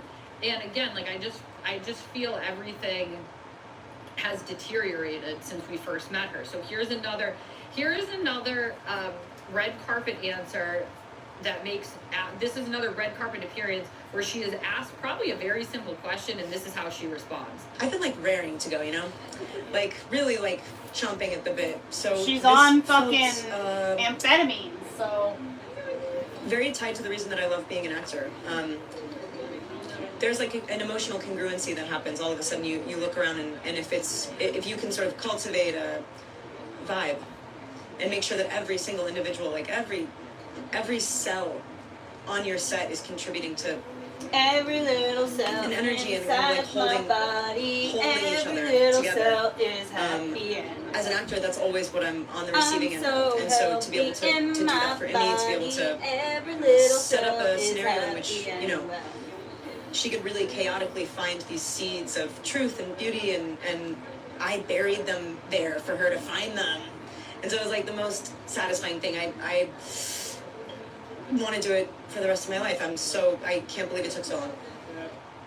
I mean, I could have showed you like a million different examples, but I just felt like that, like that's how she is in almost like every interview. It's like you're over-explaining, you're trying to sound smarter than you really are. It also, when you're speaking like that, it really diminishes the pool of people that are interested in listening to you. So it's, again, if you want to be a movie star and you want to like tell stories, it's like you really need to try to like work on how articulate you are, because what is that? I feel like they asked her like, are you excited for your summer vacation? And she goes into some like long crazy tangent. This is her when she was a little kid, by the way. You can never really rely on the fact like, oh yeah, I'm gonna be an actress when I grow up. You know, it's like it could possibly never happen. And so, if I'm not an actress, I still want to be in the movie business, whether it be like, I like props. I don't know why. I mean, I'd be an actress over props, but like if acting doesn't work out, I still want to make movies. Doesn't that make you like her a little bit? It's like you're in there somewhere. I don't understand, like, how are you more articulate when you were a little kid than you are now? I don't know if she puts all this pressure on herself that she has to be like so like cool and different. That's kind of what it seems like. And by the way, this goes back to the whole woke thing. It's like it makes it really hard to connect when it seems like you are trying to, I don't know, fit into this weird box of approval. Because even though she's acting as if like she doesn't care, it's like you do care. You care so much that you're like so tripped up that you can't really like form a regular sentence that people can understand. So bed bugs. Oh my God, could you imagine? I want to show you. Did not vote for Kamala. A video of her and Rob promoting Twilight. Now this is the first time in public for you guys for Twilight. How does it feel to be officially promoting the movie? It's a little bit daunting. We still haven't really. Well, I don't vote for any Zionist pieces of shit. How So big it actually is. Yeah, but it's really I don't vote for either party. Come on, he's putting a negative twist on it, and we're stoked. We can't wait. I was not putting a negative twist on it at all. We know Catherine's in post-production right now, so she's hard at work on the film. Are you guys happy with what you officially got into the can? We see the first cut next week, I think. Well, I do. I don't know about you. I don't know. I love that I'm walking rage bait. I love that y'all idiots can't help yourself. Please keep going. No, but mean, regardless of what it is, like, and we put everything we had into it. We couldn't have done any better. I'm just here minding my business, Can't just expect too much. living my best life, and y'all just Okay, like she's hate seems her ass like a normal bitches. person. She's always had like, there has always been like an awkwardness to her. Oh no, I'm But I so think that sad. What do you guys when you're think a about public me? figure, I think it's totally cool to be like a little bit weird and quirky. Hey, but I baby. do think that you have to It's harness time to it get a in the little bath. bit so that you For that real. It's like, you can Stuart, connect come on, we to gotta go people. to bed soon. Like this is whatever she's got going on, and I don't think that the Chanel No, you gotta take it ambassadorship before helps because bed. look You're at what they've nasty. got her in. It's like it's so off-putting. Elliot, It's no. so off-putting and it's so weird No, and the Elliot. vibes are just so strange. All right. Anywho, I did want to say because people are always like, "Do you like anyone?" I actually really like Rob Patterson.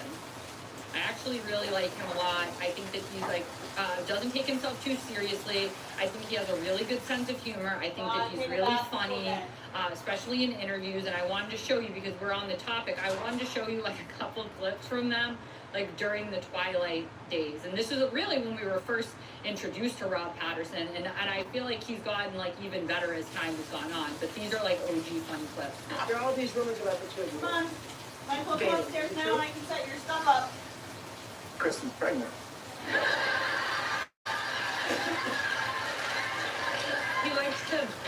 He really loves to, like, shock people because he thinks it's funny. Character in Breaking Dawn Part 2 could give your character in Twilight any piece of advice, what would it be? Good question. Keep it in your pants.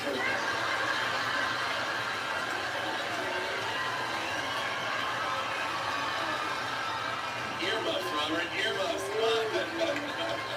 Sometimes I forget that there's an audience in these things. So obviously they were in this relationship. It's very hard for me to believe that it was a real relationship, okay? Although both of them, I don't know if Rob has said anything. She's come out and been like, people think it was a fake relationship. First of all, obviously she's a lesbian.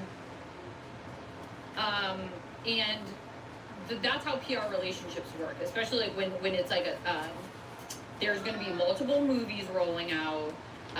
It's a romance movie. There's a lot of money going into the franchise. They will pair people up and be like, you're in a relationship now, whether that's, it's a real relationship or not. Obviously, if you remember back, the way that the relationship broke up in a very dramatic way. Sorry, I have to blow my nose if I haven't. The way that it blew up in this very, very dramatic way was that Kristen Stewart got caught cheating in a paparazzi photo shoot with her then director, Rupert Sanders. Okay, I mean, this was like, do you remember this? It was crazy because again, like Twilight was like the biggest movie. This stuff, these pictures are still one of like the biggest mysteries ever because like, look, they're literally making eye contact with the photographers. You went out in your Mini Cooper that does not have tinted windows. They were like making out in the Mini Cooper, and then obviously they then decided to like go out and grind on each other in public in view of like everyone and everything. This is like a major star. Like obviously, like she literally took off her hat. This, looking back, like completely feels staged. What I don't understand about it is like what was in it for Rupert Sanders. His marriage then broke up, then his wife Liberty married Jimmy Iovine. So you could maybe say like, oh, they were gonna get a divorce anyways, but it's like, obviously you never heard of this guy again. I don't know if that's because he got paid off, but I think that this has been one of those stories that I've never been able to figure out. Cause it's like, this was to me clearly a staged paparazzi photo shoot. I don't know how you guys feel about it, but then of course she ended up releasing this, classic apology that says, well, it's not really classic because usually people don't just like, she just tweeted this out. I'm deeply sorry for the hurt and embarrassment I've caused to those close to me and everyone that this has affected. The momentary indiscretion had jeopardized the most important thing in my life, the person I love and respect the most, Rob. I love him, I'm so sorry. Like, and then later she said, women are so judgmental of each other. It's very innate, instinctive, fucked up animal-like thing. I think something that was so nuanced. How do you resent me if you've never actually met me? Neither Sanders nor Stewart returned for the sequel, although it had nothing to do with their affair. She said that they had spoken about it, it just never came to fruition. There was never like a lot of mention about the fact that he had kids and stuff. Like even since she's discussed it, it's like that part's kind of like left out because it was kind of like that was like a big scandal. But again, let me know what you guys think about this, because it's always been a big question mark to me. And then of course you'll remember that Trump tweeted about this before everybody hated his guts. Robert Pattinson should not take back Kristen Stewart. She cheated on him like a dog and will do it again. Just watch. He can do much better. Like that, it was a crazy time. By the way, I saw this. There were so many pictures from this day. I'm going to hang this. I'm going to print this out and hang it in my house. Get a nice frame for it. Anywho. Okay, that's it with Kristen Stewart. Let me know what you think about the Rupert Sanders thing. I'm like dying to know. You know, I don't have a ton of people who like have as much knowledge about pop culture in my regular life, so it is so fun to connect with like a lot of you guys because like you remember this shit. Like I used to read all the blogs. I read all the blogs all day, every day. It's just like I've been online. Okay, these young kids don't know anything about screen time. Anywho, they have nothing. By the way, we had so much. Like there was so much drama going on all the time. Okay, let's talk about Ariana. This mental case. Okay, let me play for you a clip of her music video, and then we'll discuss all this. It's not fair why I can't just be born with a butt and like super strong arms. Okay. I want to be mistaken as a trans. Oh, I forgot it didn't have sound, so I'm just like sitting here standing. I can't play the sound because then it will get copyrighted or whatever. This is Bizarro, obviously. The way everything about this is gaslighting us. She's gaslighting us because even the way she's moving, it's like everything that she's been wearing, it's like everything that's going on in that tour, it's all to show off her tiny frame and her tiny body, and then she's like mad at us for noticing it. It's really, really weird. Like I can't believe that this is going on when she has this huge team of people, and so much hinging on all of this. Even down to her, like the stylists, the photographers, the videographers, everybody that's involved in this at this point is just like completely insane. Like this is nutso. And now she's coming out, like she's basically saying that Petal, which she's calling it, it's Petal. She's basically saying that she was full of rage when she was writing this, and it's not about, none of the songs are about the people that go to her shows. Okay, she is calling out, so she doesn't mind the fans that completely ignore this and act like this is normal. She likes them. Of course you like them because they're delusional like you are. She's mad at the rest of us for noticing this, but you want us to notice it. You obviously want us to notice it. You have plus size dancers at your concert all of a sudden. Now that you're at the tiniest, you have all of these like plus size people that are surrounding you. You know, you're doing everything you can to show off every single bone in your chest, the wardrobe choices, the posing, the dance moves. She has some mental health awareness thing she's got going on her tour that's focused on like all of the dancers, all the people that work on the tour. It's all like so this fair. Weird gaslighting that she's doing. Like I'm confused as to why we're the problem. She also could take time off unless she's like very indebted. Like, you know, like I said, like a lot of these people have like these like weird dark debts. And it's like, maybe she has to do it maybe this is a way to like protest against the fact that she's like forced to do all of this, but I just find it to be very like attention seeking. No one asked you to go out on tour when you were looking like this, and you could say like she's answering the criticism that happened during the Wicked press tour. You guys acted crazy during the Wicked press tour. So again, like you acting crazy and us noticing, like that somehow makes us the problem. You having multiple personalities and us noticing means that we're the problem, because in this music video, there's a point where they show this like feedback sheet, and she says like, oh, you need to lose a few pounds. First of all, no one's ever told Ariana Grande she needed to lose a few pounds. I literally don't believe that. So she keeps trying to like put this forth that like she's been criticized, that she's been picked apart. And it's like most people were just commenting on the fact that you look really sick and you're acting really crazy in public.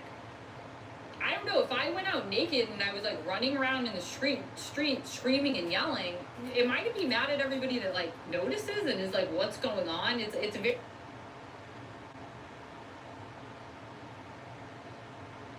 So I want you to try to picture the following. It's 1996 and it's the month of October. Xena Warrior Princess is currently the hottest thing in syndicated TV.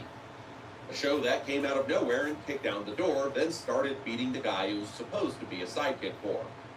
And then, the woman at the center of all of it climbs onto a horse in a parking lot in Burbank, California, and then nearly everything comes crashing down. Not in a battle of any sorts and not on a cliff. Not fighting a warlord, just in a normal old parking lot at NBC for a comedy bid. What's up, nostalgia fans? Welcome back to Dial-Up Days. You know, here at this channel, we revisit the shows that once had us fighting over the remote. Recording episodes on the VHS player with the timer set a few minutes incorrectly every time, and attempting backyard stunts that should have never happened without professional supervision, a helmet, or frankly any adult consent. And very few shows inspired more living room chaos than Xena Warrior Princess. With her battle cry, her razor-sharp chakram, and Gabrielle right there beside her, Xena became one of the most recognizable TV characters of the whole decade. If you were alive in the late 90s, you knew that... But you probably couldn't do it. But you knew the battle cry. So here's the thing that still gets me today. None of this was even supposed to happen. Xena wasn't built to be a hero. She was created as a villain character, a temporary bad guy on the show Hercules, The Legendary Journeys. She was supposed to show up, cause some trouble, get a small redemption arc, and then die. Classic character write-off. 3 episodes total, a guest star with an expiration date. Instead, she became more popular than almost everyone around her. Universal scrambled to build her own spin-off. The lead actress got cast under circumstances that are so last-minute they're almost funny. And then, right as the show was becoming a genuine phenomenon, the horse in Burbank nearly ended the entire thing. Behind the fantasy battles and campy one-liners was a production that spent 6 years constantly adapting. Adapting to injuries, a pregnancy, nervous executives, some religious protests, and even a finale that fans still argue about at conventions today. So, this is the story of the behind-the-scenes chaos that nearly derailed Xena Warrior Princess. Let's rewind. The villain who stole Hercules' show. Now, let's go back to the real beginning. Before the spin-off, before any of the merchandise, and before your aunt owned a chakram letter opener that she bought at a mall kiosk. So in the spring of 1995, the show titled Hercules, The Legendary Journeys needed an antagonist for a small story arc. Be right back, I gotta go scrub my kid down. A ruthless warlord with a dark past introduced across 3 episodes. And here's a detail that I personally love because it tells you everything about how this show got made. This character wasn't dreamed up as some sacred, carefully planned icon. Co-creator Rob Tapert has been refreshingly honest about this subject. Xena was, in part, a business solution. Universal had a 2-hour syndicated block to fill, and another show on that block wasn't performing so well. So they needed Hercules to have a stronger companion. And honestly, that's the whole origin story. No destiny, really, just a scheduling problem at a network. And originally, well, she was going to die at the end of that arc. Redemption, then curtains on that character. However, audiences made it clear they did not want Xena to die. This character was dangerous, funny, but damaged. Morally complicated in a way that most TV heroines of 1995 were simply not allowed to be. Xena the Warrior Princess had a body count. She wasn't waiting around to be rescued by anybody. And Universal, watching the dailies, basically said, and I'm paraphrasing Tappert's own retelling, you should rip yourself off before somebody else does. Now, here's the part that still amazes me to this day. The head of the studio reportedly gave Tappert a little lecture on his way out the door, warning him that female-led action heroes just didn't really work on TV.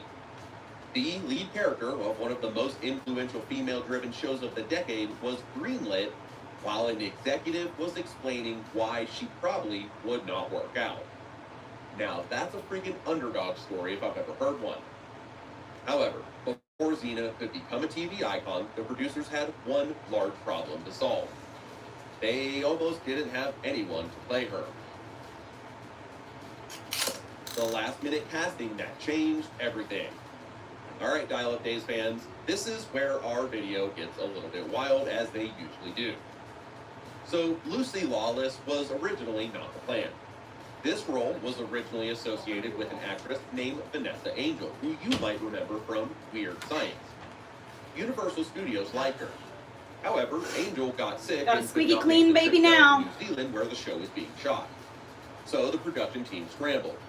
According to Tappert, they even reached out to another actress, an actress named Kim Delaney, who did say yes to the role, and then whose team pulled her out within about an hour because it was a pilot season, and this was a risky syndicated show that hadn't really proven anything. And that's honestly kind of the recurring theme of this whole Xena story. Every huge Xena milestone seems to have hung on by a single thread. Lucy Lawless, meanwhile, had already popped up in small roles on Hercules. So she was not only local, but she was available. She was quite literally right there. So with time on the clock running out, the studio basically said, again, in Tappert's own telling, get the woman from that last Hercules and dye her hair black and let's get on with it. Lawless herself has described this process about as humbly as one can. She said there was a whole list of actresses who had turned the role down, and she was, in her own words, the lucky local kid on the spot who got the gig.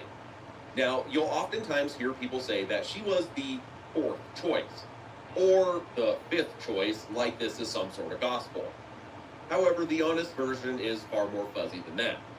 She herself has said that multiple actresses passed on this role, so far from the first pick is kind of a fair assessment, but an exact ranking is all fandom maths.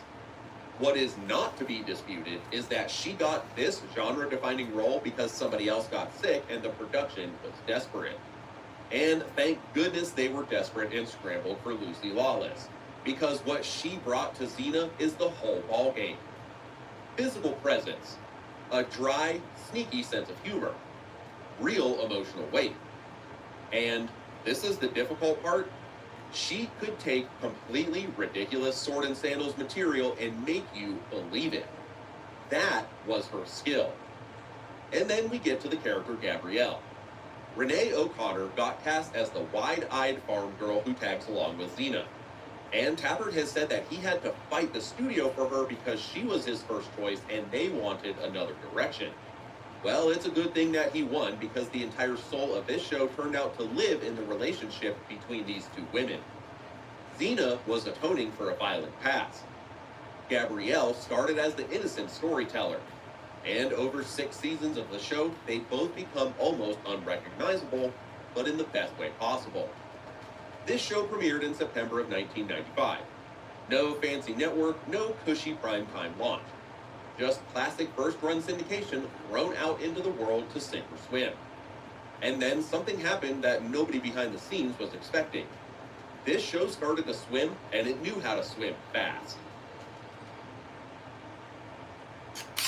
How Xena became bigger than Hercules. Now, we have to be upfront here, because although I love a good overnight success story, this wasn't quite one of those. Tappert has said that it took a full year for Xena to really climb in the ratings. But climb this show did. By the week ending December 3rd of 1995, just a few months into the show's run, Xena beat Hercules in the household ratings for the first time. And she kept going. By February of 1997, Xena hit a rating of around 7.8, an all-time high, and became, according to trade reports of the time, the #1 syndicated drama on TV, taking that crown from Star Trek: The Next Generation.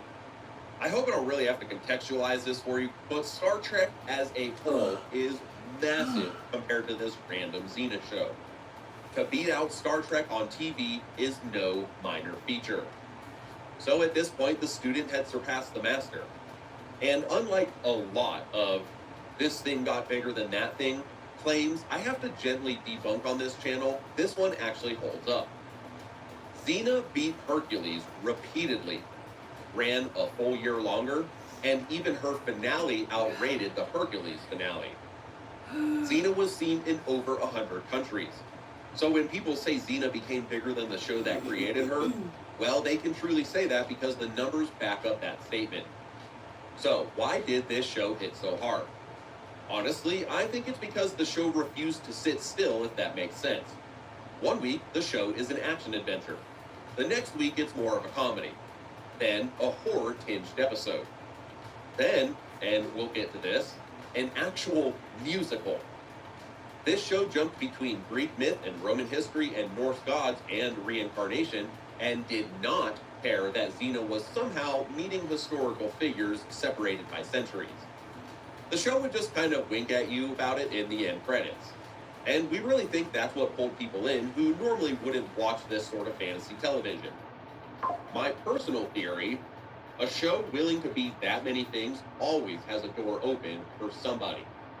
However, the beating heart was always Xena and Gabrielle. The sheltered village girl grew into a capable fighter and Xena's moral compass. And that bond itself gave the show emotional stakes way past the monster of the week. And a very large, passionate audience picked up on something in that relationship.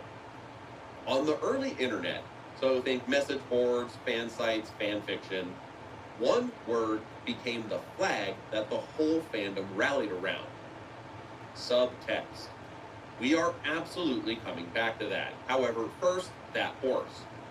Because just as this show was becoming nearly unstoppable, Lucy Lawless had an accident that put the entire production in some real jeopardy. And unlike every danger that Xena faced on the screen, this one was completely real. The accident that nearly ended the series. The day is October 8th of 1996. Lucy Lawless is in the United States, booked on The Tonight Show with Jay Leno. The bit involves her on horseback in costume as Xena. Now, here's the detail that so many people get wrong, so let's set the record straight. This did not happen on the Xena set. This was not a stunt for the show. This happened during a taping for The Tonight Show on the NBC lot in Burbank when the horse lost its footing. Lawless fell, and she fractured her pelvis, multiple fractures at that. So she was naturally hospitalized. So why is this such a big deal? Well, it's because Xena was a physical show built around one physical lead who did a lot of her own action, and shot on a punishing schedule far away from Hollywood. You can't really just pause something like that. An extended shutdown could genuinely have threatened the whole production. Now, you'll oftentimes see people claim that the show was almost canceled. The reliable trade reporting at the time actually said production would be only minimally affected, with about 10 episodes already in the can. So let's not oversell this event. Cancellation was not seriously on the table here. But make no mistake, this was the single biggest production emergency of the show's early life, and it reshaped a whole season of the show. So just how did they pull this off? This is where I genuinely want to tip my cap to the writers, because their solution became some of the show's most memorable TV. What they did is lean into a body swap in the show. In the story, Xena's soul gets trapped in the body of her enemy, Callisto, which meant that the actress Hudson Leak basically got to play Xena in Callisto's body, and Lawless didn't have to physically be there. They rewrote the ending of one episode to set up that story arc, changed another episode so Xena stays temporarily dead, and then they built a run of Fight Light episodes where the supporting cast carried the load. Gabrielle stepped up here. Bruce Campbell's character, the lovable rogue Autolycus, filled some space. They reused footage, they got creative with some framing, and they shuffled up the airing order. So they took a broken pelvis and turned it into a storyline about death, resurrection, and identity. Lawless, by the way, came back to work about a month earlier than expected, which is arguably should have. She would later call this whole incident a blessing in disguise, and that's because the publicity around the accident, in her own words, really put me on the map. That's honestly Xena in a nutshell. Get knocked off a horse, break your pelvis, and somehow come out more famous. So Xena survived the accident, but from that point on, the production hit one strange obstacle after another. And almost every single time, the writers responded by getting weirder. Pregnancies, I'm gonna have my protests, son and pluck my creative chin when he chaos. gets out of the tub. Now we're really in the years It's where almost 9. chaos All right, really well, earns its spot in the title. I'm gonna go to bed. As long as we're honest about what kind of chaos it was. I need to work Let's my arms start out with the tomorrow. boldest swing of the series, the Rift. All right. Around season 3. Anyway, so have a good night, you guys. Love